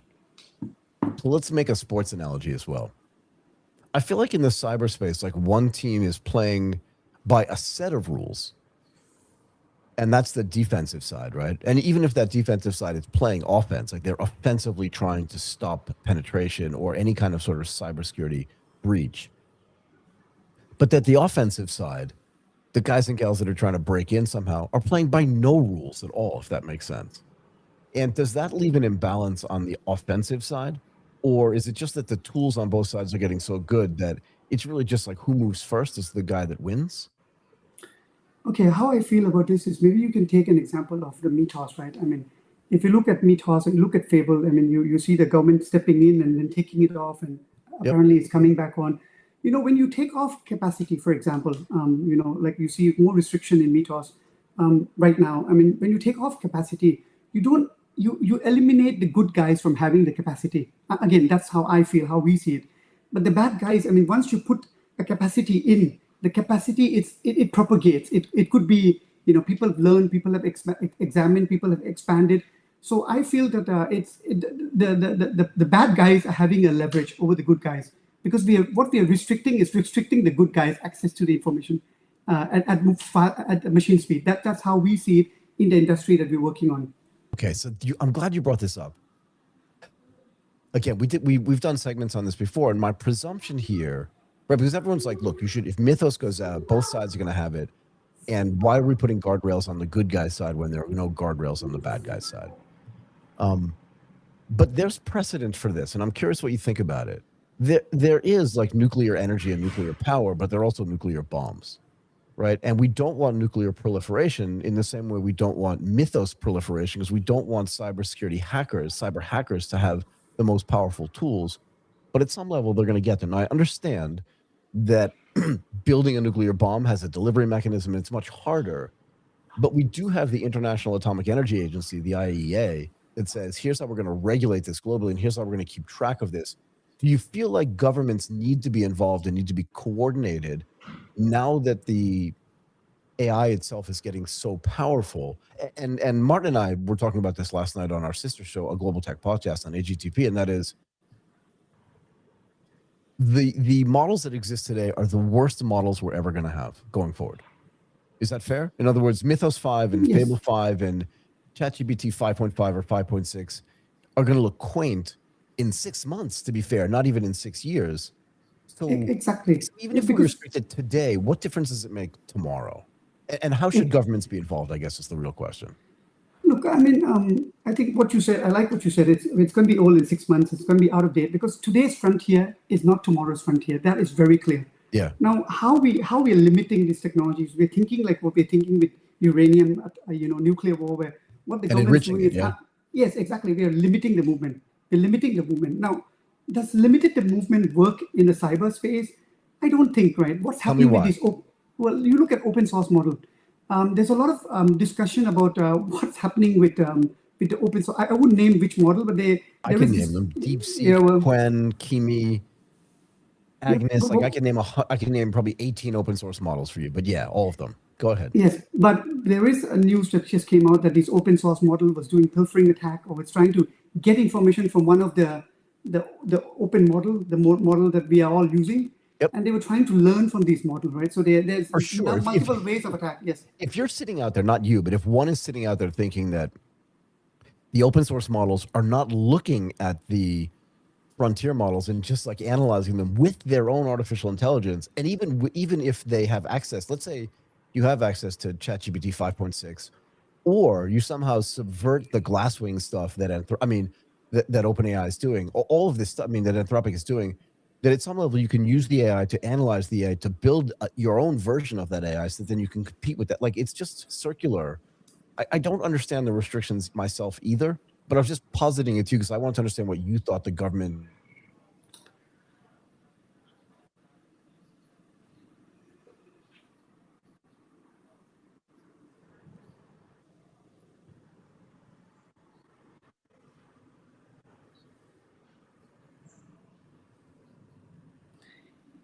Well, I like what you said, but why do you say it's 98%? We don't know, right? So what is, yes. Yes, exactly. So what will happen is this, once you restrict movement, people will start taking the open source model, training them with data. Of course, it may take longer, but what is going to happen is, you're going to have very smart frontiers open source model. Now, how do you control this? So the question is, how does the government control this? I don't have a right answer for that. It's very complex. We're moving into an area that is uncharted, but I would see a collective government control, not just one country trying to block things or open things. That's how I see it working. Yeah. I feel that AI, it's getting to a stage where, there's a lot of discussion about is it conscious? Of course, I don't believe it's conscious, but Jeffrey Hinton, maybe he believes. I've seen a couple of his interviews. That's where we're moving into, being a technology smarter than human. At some point, does humans still control it? I don't think so. So wait, so you're saying you think that humans still have more control, or you think that the AI is actually smarter than humans? I think right now we've moved to the artificial. There is in my my personal exposure to this. I feel we are at the artificial general intelligence for a lot of the fields. So AI is able to do a lot of the fields. I see that. I feel that. It's like you talk to AI or you work with AI agentic, you see that it's as smart as a lot of the PhDs, smarter than PhDs in a lot of the fields, but not every field, right? So the interesting discussion is what happens when it gets smarter, when it moves to artificial super intelligence. When does that come in? Yep, that's where I see this heading very quickly. Interesting. Okay. I mean, maybe you're closer to it than I am, but I don't think we're even an iota close to artificial general intelligence. And part of the reason why is because I think humans have been involved in the design of these probabilistic LLMs. And right now, they're the best models that we have. And the people that design them, and even frankly, the people that use them, I don't think they're sentient at any level. I think the people that use them get tired. Or I was talking about this last night. They have to go to their kid's soccer game. And like even the guardrails that were put around Fable 5, right, to take up the problem that existed with Mythos 5 was probably written in a hurry. Like, I was telling Martin last night, I can see in a meeting, because I've worked in the corporate world for 20-something years, and I can see in a meeting someone just going like, look, I don't care what this takes. I need you to get this done by Monday. And I don't care if you have to go to your kid's birthday party on Saturday. I need this done. So the fact that the guardrails get built and then Amazon goes, we can get around those guardrails on Monday, tells me that when humans are building things, even if humans are using the AI tools to build them, it's a little recursive, that at the end of the day, it still has sort of humanistic flaws in it. And if that's what artificial general intelligence is supposed to look like, so be it. But I would make the case that like we're not close to a place where I think we take for granted what the human brain does. Because like I could literally have a conversation with you and I could juggle 3 balls at once and not even think about either one of them at the same. Do you know what I mean? And AI can't do any of that. It's just not possible. I think this is a big debate. I mean, depending on how we define general intelligence, right? Fair enough. For me, we look at extensively at the defensive field, offensive field, and we see that it's moving smarter than humans in a lot of areas. But again, I like what you brought up, and the idea is this, right? I mean, for us, our philosophy at what we're building is we're building systems that we don't give AI the 100% trust. We're building systems that we don't use one models because we know that it hallucinates. We know all these problems that you just mentioned. Yep. Use multiple models, and then at the end we get human to sign off. That's how we built our system. You have to, right? Yes, exactly. And I mean, it's a disadvantage because everybody's promoting the fact that full automation, quick, fast. I was going to say, well, yeah, go ahead. Yes, slow, a little bit. Take a little bit of time. Get the human to approve it. Don't quickly run. I think quickly running creates problems in this field. I feel like people are trying to do the 100-meter dash, the Olympic 100-meter dash with AI before they've actually figured out like how to push a baby in a stroller, if that makes sense. And I agree with you. So how do you define autonomous environments And what level would you give like autonomy? And when does it get passed off to humans in the way that SecStrike thinks about this? Okay, so what we did is, I'll give you an example of one of, just recently we were doing tests on a tier 1 operator in Asia Pacific. Go ahead. And what we did was we got the AI to do offensive penetration testing. And we got the human team, smart team to do, full 12 people to do the offensive testing. And we compared the results, right? We did compare the result. What we found is that the AI found a lot more, but the agent, the human found what matters more. So it's like the Go AI ahead. found. But that's interesting. Can you just double down on that a little bit and say what that really means? Because it's very interesting. It found more, but the human found what mattered more. And this is what I mean when I was talking about AGI. It's like the human has a context and the brain has a context that is so hard to replicate. Sorry, go ahead. Yes, I think for now. So, I mean, to sum it up, right, the agent found what was too complex for a human to see. The human found what was too human for the AI to understand. Right. So you need both. Yeah, that's how I wrap it up. And you need both. In at least in our field, you need both of these to work together. So that's our philosophy. Now, do we get to AGI? Do we get to ASI? I mean, that's for a very big discussion, I think. But we see, for us at least, we see the AI. We see that the consultant are becoming scared of what the AI could do, right? If you have to deploy AI, this is what you will see. I mean, a lot of the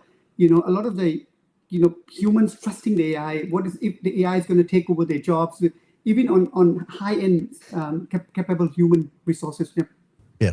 Yes. Look, one of the things I was just looking for something. I was not ignoring you, but one of the things that I've read recently was we cheer excessively when AI does something that when a toddler does it, we just take for granted.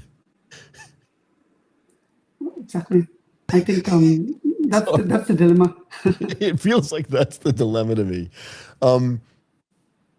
What are some of the biggest architectural challenges companies are running into as they deploy AI at scale, particularly when it comes to securing those systems, right? Because one of the things I said at the beginning of how they can deploy autonomous systems without expanding their attack surface, right? And that's key because in the old days, the attack surface used to be the periphery, right? There was just like this big sort of circle where you build a moat around your company. If no one could penetrate that moat, it didn't matter. But now you have agentic AI, where that agentic AI through MCP and through APIs are now communicating internally, externally all the time. So the surface by definition is almost being expanded. Exactly. So how do you disintermediate that? Look, I mean, I think again, I feel that as you deploy more AI, you have to come to the conclusion that you have bigger attack surface. Now, what do you do by with definition, bigger attack right? surface? Yes, exactly. Now, what do you do with bigger attack surface? You have to continuously test your infrastructure. That's the only way, right? And I find that every time you plug in another door, what do? You have another door. Test the door, right? So this is where we are seeing, right? But again, it's for us, what we see, and I'll just give you one quick example, is when we deploy our AI models, a lot of the time we see that the agent likes to go out of scope. Sometimes it's just it's even when we test the infrastructure, we're telling it to test 1, 2, 3, saying I should test 1, 2, 3, 4. Right. So for again, that's why the concept for us is multiple agent. We bring in multiple agents and the human. So we call it SMAV. It's a bit technical, but that's how we see it, and that's how I think the market is moving into. Sorry, teach me. What does SMAV mean? Symbiotic multi-agent validator. It's a technology we built. We don't use. I published quite a fair bit on this. We don't use one agent. Like if you go to one agent and you give it a problem, it will tend to either it hallucinates or sometimes it's very good at hallucinating. It's telling you something which it's not correct, but its thinking is correct. How do you solve this? You bring multiple AI models in. Now, if 3 AI models can agree, maybe it's more accurate, right? And that's what we call this. Yes, symbiotic. And then in the end, whatever comes out, if it's disruptive, the human approves it. So can I ask you this? Like there was this, not theory, but there was this understanding or conversation years ago about like memory leak. Do you know what I mean? So like you'd have like let's just say like 6 gigabytes of memory on your machine, but like the more you would use it, the more like the memory would just kind of disappear, it would leak. Do we have agentic leak as well? And is this one of the reasons why you're suggesting that like if you just have one agent, I feel like agentic AI, that the agents themselves want to be busy. Does that make sense? And that you're right. If you say like do 1, 2, and 3, they're like, how about 4? kind of thing. And that, but if you have 3 agents or 5 agents working on it, they're talking to each other potentially and going like, hey man, that 4th thing we don't need to do because here are the 3 things that we've validated together. And then because of SMAV, it says, let's give all this information then back to a human. So we've got this symbiotic relationship between the agents and the humans, and we have statistically a better chance of making the right decision. Do I have that right? Exactly. And I like how you position leak and memory leak. See, the truth about AI is AI don't leak, but they've been trained to be agreeable. They've been trained to go beyond, help us, right? The loop that we train the AI. It's like a bad boyfriend. Well, exactly. And that is the problem with AI is it tends to try to always go beyond what you tell it. So the goal is building that control, So, validation, right? That's the key. So validation, don't blindly trust the AI. I think that's what the approach has to be when you work with AI model. You have to always validate. Do you think that as you improve the efficacy of the agentic AI, right, and as you continue to improve this SMAV that you're talking about, that let's just say right now, I'm going to make up a number, right, because I don't have this information. You probably know it better than I do, so stop me when it's wrong. But let's say 70% of the work gets done by the agents in tandem or in triplet or whatever it is, and that 30% of that sort of decision-making process is given back to the humans. Is there a time where like the agentic stuff just gets so much better that it ends up being 10% gets decided by the humans, or is it still always going to be around the same level because the symbiosis needs to be intact? I feel it's always going to be, it's going to get better, but at some point, I don't have the number because when we test it, we keep finding different things, right? Sure. We bring in multiple agents. We thought it would be the best approach, and then we find that they like to agree too much with each other. So we continuously testing this. But I feel that it will be smarter. We will be looking at some point human only making the critical decision. We will not see any more hallucination, at least in what we do, because we have multiple agent testing it. When we find something, we cross-check it with multiple agents. So hallucination doesn't happen. Or if it does, it's very, very low. But at the same time, we're seeing this, things moving in this in this direction. Can I keep you for just a couple more minutes, if you don't mind? You mentioned earlier. You mentioned earlier that in the old days, whatever the old days mean, like probably 3 months ago, that testing, whether it was penetration testing or other types of cybersecurity testing, were done like 2 or 3 times a year. So you'd basically and again, this was periphery testing, not peripheral, where you test the periphery and make sure that it was secure. And then if you do it 3 times a year, it's once every 4 months. And then as the next 4 months go by, you're like, we're okay. You don't expect any sort of penetration, stuff like that. And then you test again. But because now, as we spoke, there's all this agentic AI going on that the surface has not just increased, but it's multiplied, or maybe it's factors bigger. Is this testing now taking place literally constantly in real time? And then is this part of the feedback that the humans are getting going, oh my God, in real time, we're learning all of these new things. Whereas before we just learned it once every 4 months or 3 months. Yes. So what we have to do is we have to do continuous testing.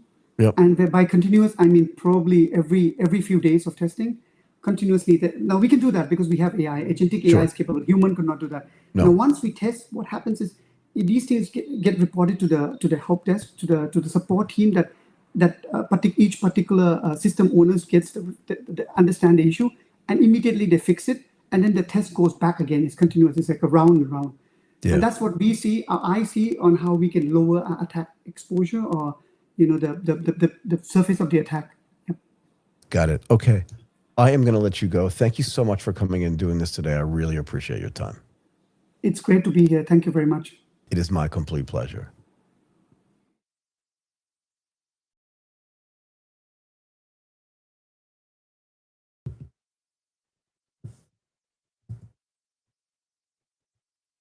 Okay. While we wait for our next guest to come, let's do our next news story today. We mentioned East Ventures invest in Amity Robotics, and this is actually quite interesting as well. So Amity Robotics did a US $7 million seed round, and while that's small in global AI terms, it's interesting because, to me at least, for what it represents, this is not just like another software company selling dashboards into enterprises. This is a Thai-based company trying to put artificial intelligence into the physical world in front of real customers inside hotels, malls, and commercial properties. Now, Amity itself is a very interesting and very unique company. We'll get to that in a little bit. And frankly, we had, I believe it was the CTO on the show a couple of weeks back and had a very interesting conversation there. If you have not seen that episode already, I highly recommend that you go back and watch it. Amity itself is a very interesting company. But what this round does, what this $7 million round does, it combines some equity and debt. East Ventures, very sort of, I would say, prolific investor, but very prominent investor as well in Southeast Asia, led the equity portion. 500 Global, so the old 500 startups, also participated. And Alteri Q Global led the debt facility. The capital here, in this case, is meant to help Amity Robotics scale its robotics platform, deepen integrations, expand its operations, and bring Arc Move, its first mobile robot, to market. And now that I know this, if they're based in Thailand, I'm going to have to go see a demo of this robot, like in real time. The current product, Arc Base, is a static AI concierge kiosk. So it's not a robot yet per se. It handles voice-based interactions and serves as a front-facing assistant for properties, like I said, like hotels and probably in malls as well. It's already live in more than 30 properties across Singapore, the UAE, Saudi Arabia, Hong Kong, Thailand, Malaysia, and Indonesia, with their first European deployment. And remember, Amity itself is a holding company for a bunch of different companies, 2 of which, or maybe 3 of which, are very artificial intelligence focused. And that's one of the reasons why they can expand so quickly, which, again, I find just super interesting. And the more you understand about the way the market works in Thailand, the more you can understand like the way this company is actually operating. Clients and deployment partners include Siam Piwat, the mall group. These are in Thailand. Pavilion KL, that's in Malaysia. Pacific Place, Jakarta. And hotels operated by IHG, Accor, and Shangri-La. The important thing to understand here, and this is one of the things I wanted to get to earlier, is that Amity Robotics is not just selling the idea of robotics. It has physical deployments. It has customers and use cases that matter. And you have to understand this. Thailand's hotel sector has been recovering post-COVID, with industry forecasts pointing to foreign arrivals moving back towards pre-pandemic levels. Okay, and that's super important. While labor, like, you have to understand this, the unemployment rate in Thailand is so low. It's like under 1% and has been, frankly, for the entire time that I've been living here. We can scrape out sort of the COVID time. But if you want a job in Thailand, you have one. Whether it's full-time or part-time, you definitely have a job. And that makes customer-facing automation kind of less theoretical and more just like a realistic thing that's definitely happening and a great test case. Look, we talked about this in the context of Japan as well. With an aging population and young people more interested in doing sort of service sector jobs, there's an entire cohort of jobs out there in Japan, and probably the same thing in Thailand. There just aren't enough humans available to do it. And Amity as well. Like I said, Amity is a sort of interesting business. You have to understand that Amity Robotics is described as a sister company to Amity. This is the company that we talked about before on another segment that we did a couple of weeks ago on the Asia Tech podcast on ATP Insights. It is a Thai-founded AI group that raised $100 million Series D. We talked about this year. After previously raising $60 million in 2024, this is a very, very well-funded company. And it has been building around enterprise AI, vertical AI, agentic AI, and real-world enterprise cases. And that gives the robotics story kind of a more serious commercial frame than if this were just a standalone hardware experiment. There are plenty of companies out there that are experimenting in the sort of hardware and robotic space that don't have the same experience in AI until now that Amity does. I'll mention this in a little bit. But to get all these clients, you have to understand like how well connected Amity itself is just as a business to the rest of the businesses in Thailand, and because of that, in the rest of the region. To me, one of the most important points is this. Because of all the things that I just mentioned, Thailand itself has a much more natural path into physical AI than most people assume. Again, very similar to Japan in some respects. If you just walk around Bangkok, but frankly, if you walk around Chiang Mai, if you go to Phuket, if you go to some of the second-tier cities, that has very large hotels, very, very dense malls, like on some of the main roads in Thailand, you can literally go BTS stop, which is like an above-ground train, BTS stop by BTS stop, And frankly, if you just go one stop away from where I live, there are 3 malls at the same at the same BTS station, all owned by the same company. And most of them are pretty active. Like if I go into M Quartier, if I go into the Emporium, and if I go into M Sphere, all of them are crowded. All of them sort of provide different services, and these malls are massive. If you haven't been into Bangkok, you don't know, but if you have been, you do know.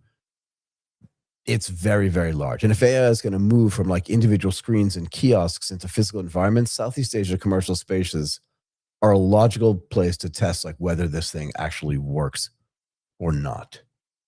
Okay. So let's again, as I like to do, let's dig into a little bit more detail here. Why is this company getting funded now? Well, as I said before, I don't think this is random. Professional service robots are already moving into commercial use globally. We see this. We know China is one of the biggest manufacturers of them, and that they've now figured out like how to manufacture at scale. We know they're getting tested in Japan as well, and to have that move into Thailand makes perfect sense. The International Federation of Robotics said sales of professional service robots reached almost 200,000 units in 2024. And remember, the part of the reason why is because there are staff shortages cited as key reasons companies are adopting these robots. But here's the thing, right? You have to think of robots as not just a humanoid robot. Like you could literally be walking around a mall and the cleaning robots are everywhere. And this is true in airports as well, not just in Thailand, but in Singapore, like across the region. So when you're thinking about robotics, don't just think about this as humanoid robots. It's not the case. There are plenty of places in the malls and in other places where robots and robotics are being used that don't look like humans at all. So that's something else you have to think about. But Amity Robotics itself sits in a very practical part of the market. It's not trying to solve every robotics problem at once.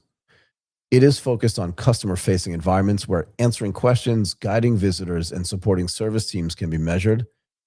And Thailand, as I said, has a very credible local demand environment. Hotels and malls are not edge cases here, as I've mentioned. They are central to how the Thai economy and the consumer experience work. And to be fair, in a way similar to Japan, like go to Roppongi Hills. What is Roppongi Hills? It's a mixed-use project. There's a hotel there. There's a Grand Hyatt there. There's an office building there. And there are condos and shops there. This is very similar to what's taking place in Thailand. So if you go to the Emporium, which I said is one stop away from where I live, there's a mall, there's service departments, there's a park across the street, and then there's another gigantic mall there. And there's an office building across the way at M Quartier. All of these places are very well integrated, and this is the perfect place to be testing like whether these robots or robotics itself are actually going to work. Let's do a little bit more here. Excuse me. What makes ARC-based commercially relevant rather than just like visually interesting? Well, the idea here is that it's already being deployed. It's already in more than 30 properties across 7 markets, as I mentioned before, not just sitting in a lab or being shown at conferences. Like we've been to plenty of super important artificial intelligence conferences, and we've seen sort of robotics in sort of a demo phase. But what we're suggesting here is that these robots are not demos, okay? And they're aimed at a very narrow, understandable pain point, front-facing customer assistance. And for a country like Thailand, let's do a little bit of math here. Let's just do this. How many tourists will travel to Thailand in 2026?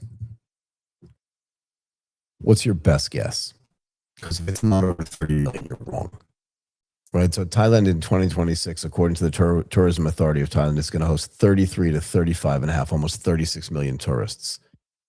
So the understanding there is that not all of those people, clearly, since the population of Thailand is 70 million people and they're coming from outside, are Thai speakers. So from a customer assistance and customer experience standpoint, having robots there, robotics there, that can speak in multiple languages, that can write in multiple languages, is going to end up being super useful for an economy that's not heavily dependent, but that is dependent, particularly in a city like Bangkok, where you walk around, you see tourists every part of the year. And in malls and hotels, a lot of customer interaction is repetitive. So people asking the same types of questions, like how can I get here? How can I get there? What is the BT? Like very simple, straightforward, but sort of repetitive, multilingual and location specific stuff. And in this case, this is where robots are going to come in like super, super handy. Yeah. There's more here though. Just give me 1 second.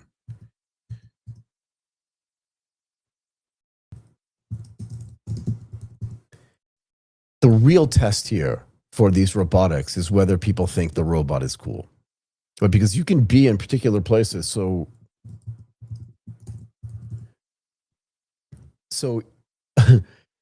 the test is whether it reduces friction for guests, whether guests can actually get information that's actually okay, that's relevant for them, and that makes them understand that their experience here is actually great. That it lowers the load on staff. Again, as we mentioned, hiring people.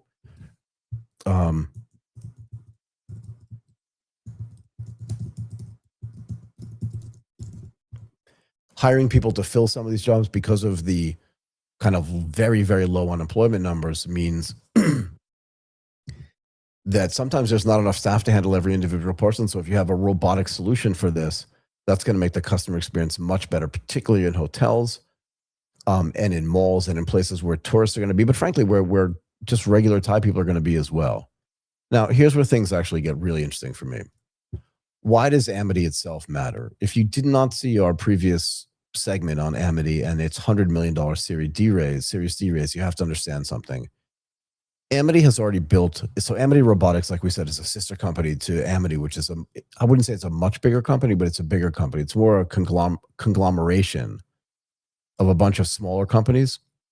And they've already built a larger sort of enterprise AI business around chatbots, agentic AI, vertical AI, and customer engagement. And Reuters reported in 2024 that Amity had raised $60 million and generated 35 to 40% of its revenue from Thailand, with clients including local banks, government agencies, CPO, and True. Now, let me spend a moment talking about why it matters that CPO and True are part of the customer base here, and why it's interesting that 35 to 40% of revenues come from here. The founder of Amity is the grandson of the founder of the CP Group, which is the largest private company in Thailand. And let's just do again. Let's ask the AI this question: what is the CP revenue in 2025? Just so you can get a sense for scale. Sorry, it always helps if you type in revenue here.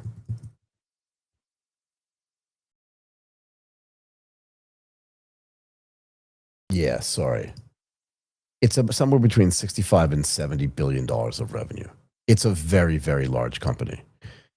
Anyway, in 2026, we talked about this. Amity itself, so a sister company or a brother company to CP Robotics, announced a US $100 million Series D, saying it would expand its AI capabilities, strengthen its AI research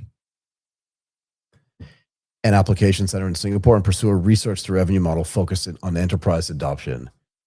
And, robotics companies often struggle when they're too hardware-led, but Amity Robotics appears to be coming at the problem with an AI and enterprise software lineage, which may help with integrations, customer workflows, and recurring deployment models, but also because of their connectivity to the core of the Thai economy, and through that relationship with the core of the economy in Southeast Asia, based on the relationships that company has, it's going to be a lot easier for them to deploy their robotic solutions across the region in a way that would have been more difficult for some other companies to be able to do that, because they may not have been able to have the same relationships on a corporate side that Amity Robotics already have. So the last thing I'll say is, what do we need to pay attention to? Watch Arc move, because this is their first implementation. This is a static kiosk is useful, but a mobile robot changes the operating challenge. Once the system can approach, assist, and guide customers around large properties, the requirements for navigation and human comfort become much more serious. Watch the deployment model as well, and watch whether Amity Robotics can become a Southeast Asian robotics company with global customers, not just a Thai company with Thai revenues, with heavily focused Thai revenues, particularly with companies where their main I wouldn't say benefactor, but their main relationship with CP and True, which is also a CP company, helps them get business. Okay, Martin, let's bring Craig Dixon into the main room.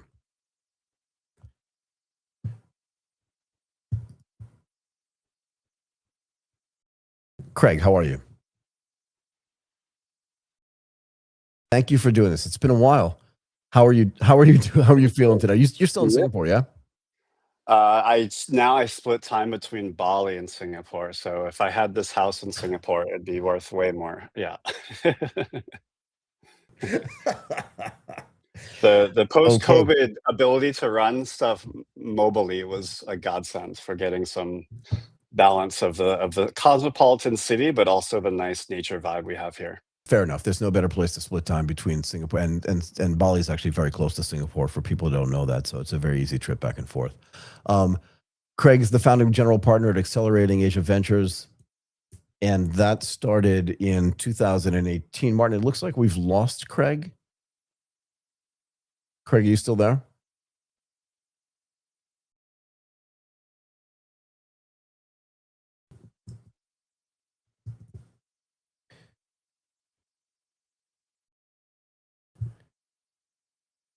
Martin, it looks like we've lost Craig off the stream.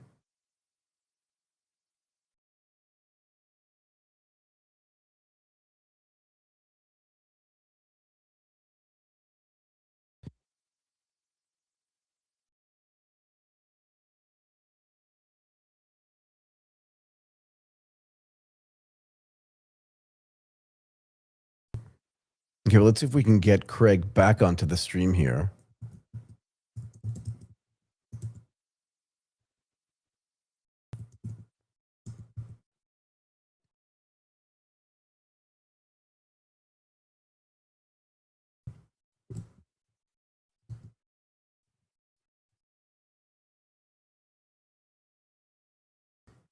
Let's give it a little bit and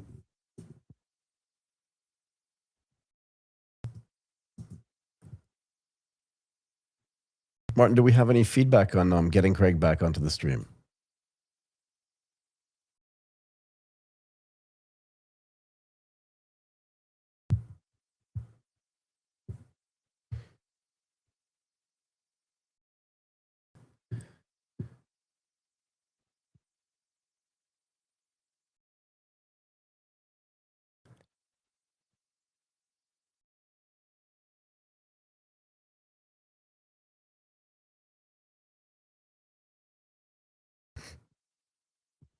Okay, so let's run through a couple of the things that we've already discussed today. So I think that this Amity Robotics stuff was actually really important, but I want to go back to the sort of combination of, Craig, are you back? Maybe we just saw the downside of being in a country like Indonesia. So yeah, I have Starlink, but I don't know what happened. Anyway, apologies for that. Not at all. I mean, I remember I visited one of my friend's places in Bali. Yeah, a few years ago. Let's just say the connectivity there is not as great as it is in Singapore. But let's get as much of this done as we possibly can. And look, we wanted let's do it. We wanted to have you on. Give me 1 second. Frankly, because you've been in this market for a really long time, but we wanted to talk about how your AI native venture support is changing the way early stage startups build, scale, and compete. Maybe you can tell the market a little bit about Accelerating Asia Ventures. What started in 2018, yeah? Yeah, that's right. Yeah, we got our license in 2018. We made our first investments in early 2019. Yep. We are a VC accelerator. So typically we invest in 10 startups, put them through a 3-month program twice per year. We've done 105 startup investments since 2018. We're now on our 13th cohort, and we're just continuing to scale up. So we do early stage, post-revenue investments in no vertical focus, mostly geographically in South and Southeast Asia, mostly emerging markets. So you're actually a really interesting player here. And if you don't mind, let me just give the people that are listening and the people that are viewing a little bit of history. Let me get this right. You started and sold your own company to begin with. That's right. You worked at Marudi, which was like a very, I wouldn't say early, but kind of like mid-early, if you don't mind me saying, kind of accelerator in Asia. And then you went out on your own and started Accelerating Asia, obviously with another partner. What do you think has changed in the Southeast Asian VC market, particularly at the early stage? And let's leave AI for a little bit part of the later conversation. We can get to that too. But what do you think has changed fundamentally? And I was thinking about this before we started recording. Like, we met, I was in the Marudi offices, feels like 100 years ago. But I feel like the conversation we would have had back then is way different than it is today, in the sense that, like, I don't hear about investments anymore from Jungle Ventures. I don't hear anything about Golden Gate anymore. I don't hear any of this kind of stuff. What has changed between the time that you started Accelerating Asia Ventures and today? How has the market evolved? It's a big question because it's a very long time period. I'd say, like, some of the examples you just gave are more a product of the VC winter since COVID. Basically, we had a huge bubble, right? So I think a lot of the so later stage from my perspective. So we're like pre-seed, right? So you're looking at the A's, B's, and C's have dropped off a cliff in Southeast Asia, and so a lot of the existing VCs that were targeting those markets are looking into different geographies. So it could be India, it could be the United States, and so the actual deployed capital in Southeast Asia is dramatically below where it was a few years ago, as we all know. Now, compared to when I raised money, I think the total amount of fundraising in the entire Southeast Asia market in 2015, when I raised, 2016, was $130 million. Right. And so I raised like 1/50th of the entire capital deployment. It was just ridiculously early, right? So I didn't realize how lucky I was or appreciate it. So we've come down a lot, and the later stage capital is not recycling back to LPs, and new funds aren't being raised. Right. There's obviously Indonesia fraud stuff. Like, there's lots of stuff going on. One thing that has gotten much better, sophistication is much higher. Angel fundraising is much more sophisticated and easier, and there's lots more support for aspiring angels and kind of the support networks for that, connecting the dots. And the different countries of the region are much more integrated and easier to cross over than ever before, whether that's, payments, regulatory, things like that. That part is actually much easier. Yeah, I mean, for sure. Like in the old days, back in 2012, 2013, 2014 and stuff, there was not as much of a sort of economic connectivity. We talked a lot about sort of ASEAN connectivity back then. And even though that conversation itself has dropped off, the reality is that the ecosystems are way more connected. You mentioned corruption, which is something, because one of the first stories that we did today was on the jailing, actually, of the co-founder of GOJEK. And we could also spend 15 or 20 minutes talking about e-fishery as well. Like, it seems to be sort of something, no pun intended, but something in the water in Indonesia that's driving this. And I don't think it's only corruption. I think it's the perception of corruption there as well. And that's something that's new too. But let's talk about something more fun. So how are your portfolio companies, particularly at their early stages, approaching AI, in the sense that, like, that's just where the whole market's moving? But I'm curious, like, what level of innovation and sophistication, a word that you just used, is actually happening in the AI space in Southeast Asia, as opposed to what's happening in the United States or in China? Yeah, so like it has been with even pre-mass market AI companies, you have to start with the fundamentals. So obviously everyone's using AI now, right? So I think any company now, we're doing a lot of coaching in our portfolio. If they're going too hard, we're AI this, we're AI that. It's kind of like saying in 2005, we're internet based, right? Or we're online. It's like, no kidding. Like, everybody's online, right? So I think, founders need to be mindful of that, not to go too hard on we're AI, because everyone's AI, right? Or cloud in 2015. Oh, we're a cloud company. It's like, who's not a cloud company? Right, whatever, so that's number one. Number two is the frontier stuff typically isn't happening in this region. You might find a few exceptions here and there. So an investor like me is typically looking at what are the more, you could even call it mundane or boring. Like, sometimes I refer to myself as like a much poorer Warren Buffett, where I'm just looking for like the boring companies that are solving real problems with real fundamentals for customers that will pay for it, right? And so I think what you're seeing with AI is it opens up a lot more opportunities for unit economic efficient deployment of startup solutions that were not economically efficient before. So this could be like workflows inside industrial companies, where I've seen people try to solve these problems for like a decade, but it just didn't work. It was too unwieldy when you had to pay staff and handle all these customer requests and things like that. And these can now be automated through AI. And so I think it opens up a lot more problems to be solved by an early stage founder or team. do we have examples of those types of companies? Because that's what I was going to ask you. I feel like, again, in the old days, you're right. It was like, if I just build like Red Dot, I can get funded and I, connect a supermarket to everybody. But now it's much more sophisticated than that. Where are these companies going to deploy artificial intelligence in like industrial spaces where they couldn't do before, but they are doing it now? Do we have specific examples from either a company perspective or a vertical perspective so people can get a better understanding of what that looks like? Yeah, I mean, so one example from our portfolio, I mean, speaking of Indonesia, one of our highest performing companies is a company called TransTrack. They start out doing fleet telematics and logistics automation, a little bit of IoT built into the mix. Now, they launched before the kind of mainstream AI models came out, but now they're fully integrating these models into their infrastructure, which can dramatically lower their cost, and it lowers their headcount, and it just makes the business more efficient and more scalable. So they've now gone into maritime, and they're scaling into the Middle East as well.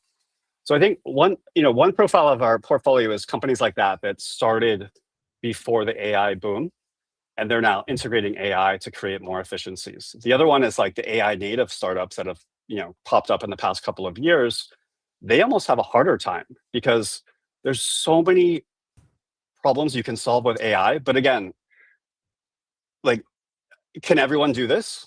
Are the AI models themselves just going to do this? And the company, why does the company have to hire you? And is that, maybe that's not the case today, but is it the case in 6 months, right? So in some respects, it's like harder for those companies and easier for the legacy companies that are simply plugging AI into their existing successful business. Yeah, I mean, wasn't it Anthropic yesterday, I believe, or OpenAI, I can't remember, that just released some kind of sort of wealth management platform? And I feel like this is the old sort of Apple Sherlocking of things, where like some company comes up with an idea for how they're going to deploy or employ AI to solve a problem. And then one of the frontier models just goes, yeah, we could do that tomorrow, right? And also, do you feel like defensibility has become a problem as well, particularly in the AI space? Because you could literally take a company's software and rewrite it, even if you're not like a technical founder, if you just have the right sort of patience and chops to do this. And has that changed the way you look at the investment environment as well? Yeah, for sure. I mean, I think, again, when I meet a lot of these people that are like quote unquote vibe coding startups, they tend to be so focused on the technology and, again, not paying enough attention to kind of the old school fundamentals, like what's the specific ICP that has this problem and what can I charge for it? How can I make this into a real business and go to market and all those things? Now, with AI, that means way more people can do things. What it also allows is potentially to create more scalable business in a more niche piece of a large market, right? So if you're like competing with Amazon, okay, it sounds like, oh, that's impossible, but it's like you could carve off a piece of Amazon's business and go super specific to an ICP where Amazon's kind of doing it okay. And now you might be financially successful using AI to build a business around that. Whereas a few years ago, maybe you would have had to have a staff of like 20 or something before it became interesting. Yeah. Do we think the calculation has changed around what a venture investment actually looks like? Do you know what I mean? In the sense that we used to talk about, well, if I can't make 100x or 1000x on this, it's not really a VC investment. Maybe it's a different kind of investment. But because it's so easy to write software today and so easy to start up, even easier than it was 10 years ago, has it changed the metrics, the financial metrics around, is this even an investable company? Yeah, I mean, listen, we play a different game. So I think one advantage to coming in early is that you can actually get pretty darn good multiples over time if you invest in enough companies and you have a few outliers, right? So we're looking at 20x. So when I write a check, I want to know that this can at least 20x over the next 5 years and give me an exit. And our fund one is almost at a 7x on a ROI perspective on paper. So it's working. So I don't think you need the 100x's. This is a different type of fund investment, which, again, to your point about like the difference between maybe a San Francisco focused fund and a fund based in Southeast Asia is like, I think we're going to be focused more on businesses that are less likely to fail, but also less likely to be 1000x. But they certainly could be 10, 20, 50, 100x, right? And that's what we're focused on as well, right? So, but when you look at Silicon Valley firms, investing early into something like SpaceX, which probably had a 99% chance of failure, you really have to have those 1000x's because like it's 90% zeros. Whereas for me, maybe it's 50% zeros. Yeah. I mean, God, I think you and I could spend days talking about SpaceX, and I'm not even sure our opinions on this are going to be the same. But Yeah, I hope the $1.75 IPO trillion doesn't tank the whole IPO. market. Say it again.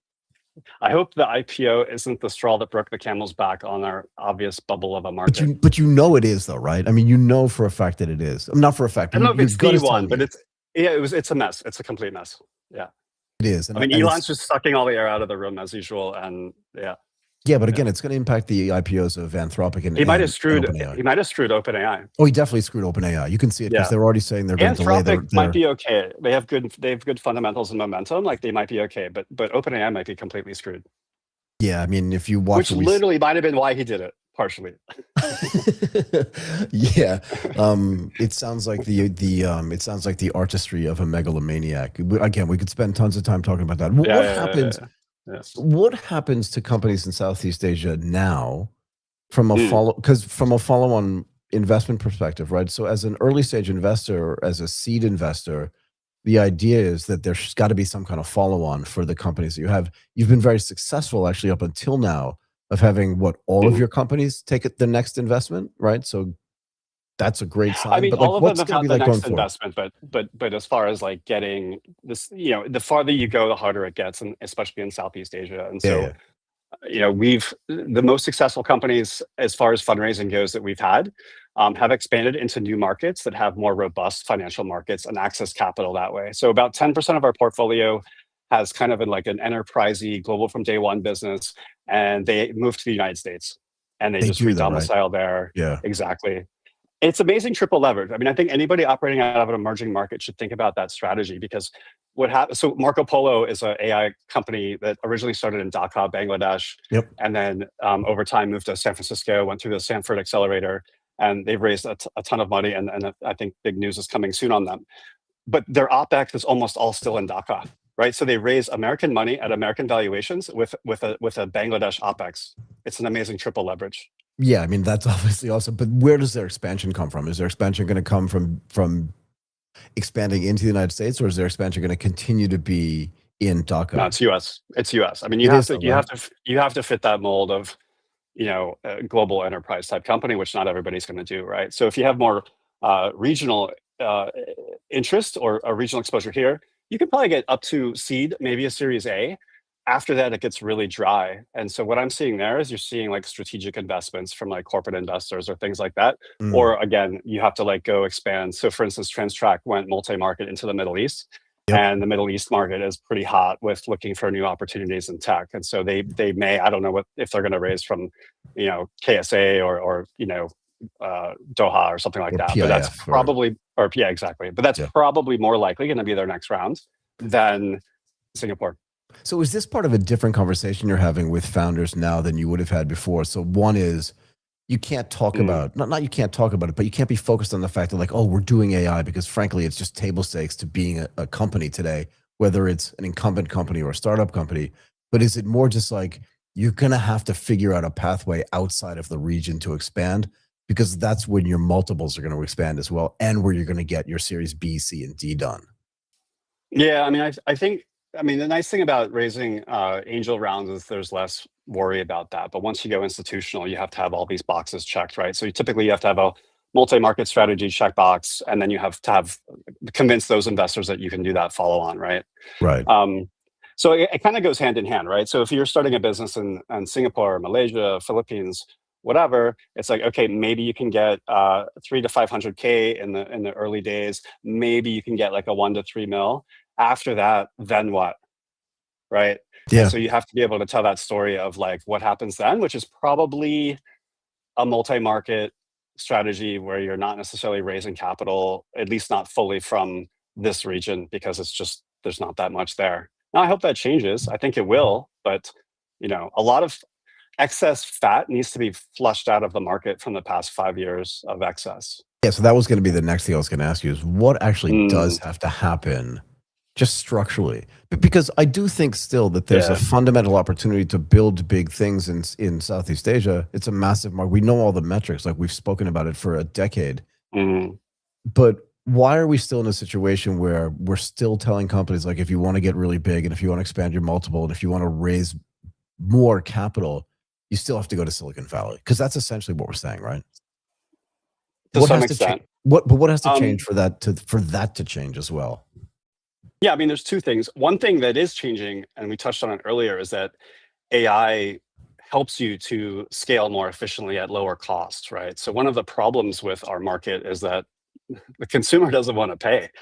Like, you go to the US, I mean, I have friends who do the same business in Indonesia, and they're like, my product is better than my friend's company in the United States, and I can only charge 20% of what he charges, right? So, but that's not going to change anytime soon. But AI does introduce some opportunities to potentially have better unit economics for deploying some of those businesses more efficiently, and that could help them scale, right? So you could have more customers even though you're charging a lower price point, because your costs for servicing those customers and acquiring those customers is lower. So that's one thing. But structurally, I mean, we still have a lot of funds that have quote unquote unicorns on their balance sheets, which are not unicorns. Yeah. You have to have a lot of this stuff just like written down. Yep. And then we need, and one of the ways that's going to happen is through M&As below whatever that marked up price is. Yeah. But what that's going to do is that's going to return capital to the LPs, because that's also been frozen, right? The recycling of capital has been like completely frozen. And so even if an investor maybe likes your startup, they don't have any cash because they can't give the money back to their LPs, and then their LPs can't give it to the new fund that's supposed to, right? It's supposed to be a cycle, but we need oil and the engine's stuck. Yeah. It's a really good point, but are we worried then that if the money comes back at a valuation that's lower than sort of an LP, I would say, is expecting, but I'll put that in quotes, that they're going to be less likely to recycle that money back into the region and more likely to put it back into Silicon Valley, where they see the multiples expanding just way faster? Yeah, I mean, I guess the Silicon Valley thing is also a bit of a bubble. I mean, one thing I look at is like, okay, there's way more investors, but there's way more investors chasing the deals, and there's just like people go, and so there's an ebb and flow, right?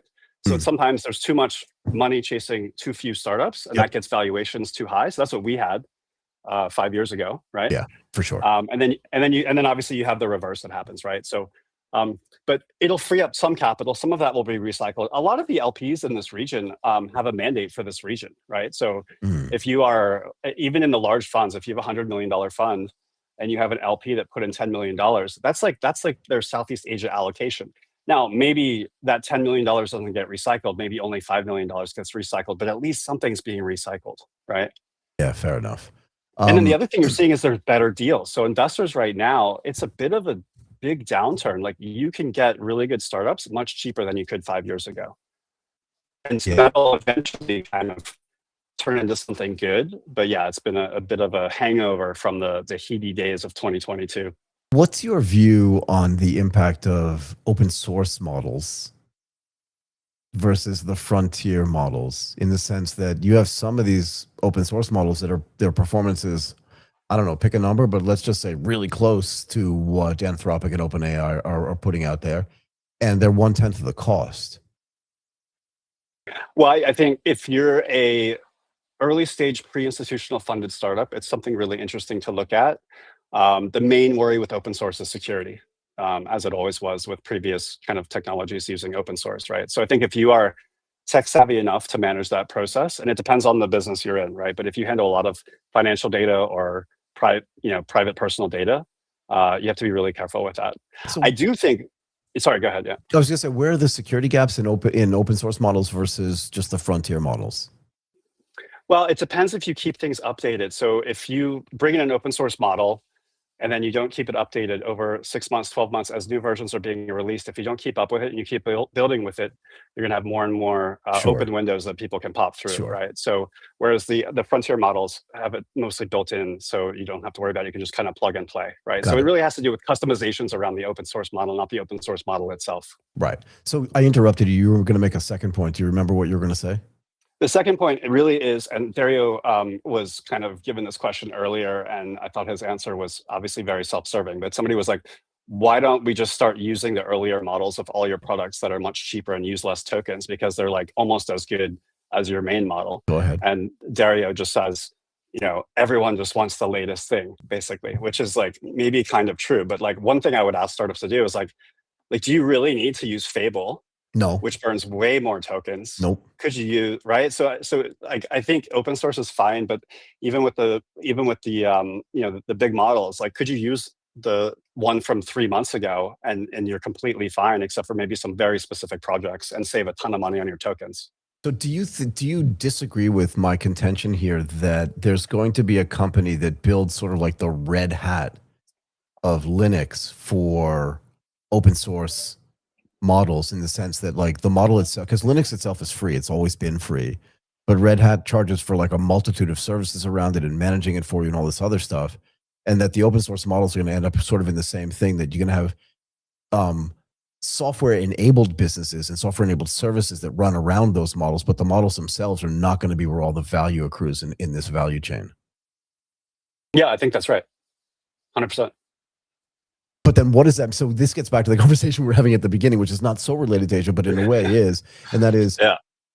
Don't you think then that even Anthropic, because if you think about, just run through this with me, right? Because again, you're closer to this than I am, particularly from an investment perspective, but here's my thought on this, and that is, Anthropic's last round, where they raised $60 billion, was money they did not need and did not want, but they were pushed to do it, in my feeling, because the investors wanted to get in pre-IPO so that they could then get an IPO multiple. And if SpaceX was going to list at 1.75 trillion, well, Anthropic, which has a much better and much more vibrant AI business than SpaceX, and could be way more profitable, should list at least at 1.5 or 1.75 trillion. That's why those investors push them to take the money. But now that we've seen the anemic way that SpaceX is trading, and now that as you said, all the oxygen is getting sucked out of the market, if Anthropic issues stock at $1 trillion or less, that last round is going to get, the word, it's going to get tanked. So the market is saying, I disagree with this, right? Because I worked on Wall Street for 20 years, but the market is saying, why don't they just wait until 2027, just like OpenAI is saying? And I think that they could issue stock at $700 billion or even less. So what do you think about this, just as an investor? I wouldn't touch any of these companies, but I'm not that type of investor, right? Oh, no, I know, but you're still a smart guy who invests in stuff. So. One thing that's interesting, though, is I've seen, so as you probably know, all of these companies are opening like Singapore offices for like APAC expansion. Sorry. And a lot of what they're doing is they're pulling a lot of people from the cloud companies. And so they're pulling in like the AWS people and all these people. And what they're doing is they're doing the exact AWS model, which was they have teams of people, solution architects, that will go into your corporate business and help you integrate their model. Exactly. Yeah. And so the consumer thing is a bit of a sideshow, or almost like a marketing angle. I mean, they make some decent revenue off it, but the corporate side and these like almost McKinsey-ish teams of people that go in and integrate so deeply into your business that the switching cost will be like so high. Yeah. That seems to be being replicated just like we saw in cloud, 10, 15 years ago. Well, that was the big win for Palantir, who kind of invented the FDE space, 100%. right? That's right. That's right. I see it happening again, as you said. I mean, what was it called? Deployment Co., which is the OpenAI company, and Anthropic, or vice versa. I can't remember because they're both so generic, it doesn't really matter. But they're both trying to do this. But I also think, and maybe I'll let you go after this, right? Because I could keep you forever. But I think fundamentally what the FDE deployment says is that if you need a business that requires a forward deployed engineer, maybe your product is too complicated for people to use in a way that makes sense for them. Yeah, I mean, I think one opportunity for startups is related to this, which is like solving a problem with AI that the companies know that they should solve with AI, but they're not capable to do it themselves. Exactly. I think that's a really good go-to-market strategy for a lot of startups, and it's related to this topic. Now, first, for early stage startups, it's appropriate to do things that don't scale. And so you might actually think of some sort of FDE strategy as like your 0 to 1 strategy. But to your point, I mean, Palantir did it at scale. So I don't know, maybe the AI companies can do it at scale and be profitable and make massive revenues off it, right? So it really depends on the usage and the tokens. But like, I think the pricing power is just going to basically be eroded to zero, which it sounds like you pretty much agree with. Completely. And then that feeds back to your earlier point, which like the red hats and the other people start to basically make most of the money off this, and the That's implementers. What I think is going to happen in the value chain. I think that's right. Yeah. Okay, Craig, I really appreciate your time today. I'd love to be in Bali right now. Oh yeah, let me know next time you're here. Happy to meet up. Absolutely. Okay, thank you so much for doing this today. I really appreciate your time, man. Thank you. See ya. Thank you. Bye-bye. Bye for now. Okay, thank you as well to all of our incredible guests today. Just unbelievable resources we have out here to get some of the best opinions, if not the best opinions in Asia. That is it today for ATP Insights. Thank you for all of the people that watched with us on YouTube and on X. Thanks for joining us today. I would encourage everybody, if you're watching and you're enjoying the stuff that we do with the guests, but also with the news stories, to ask us as many questions as you want. We're super happy to take a break from like the sort of program stuff that we do to answer any of the questions that you have. We love the interaction. Give us a thumbs up on the video, subscribe to our channels on YouTube, and follow us on all of our socials on X, on Instagram, and on LinkedIn, and be as interactive with us there as well.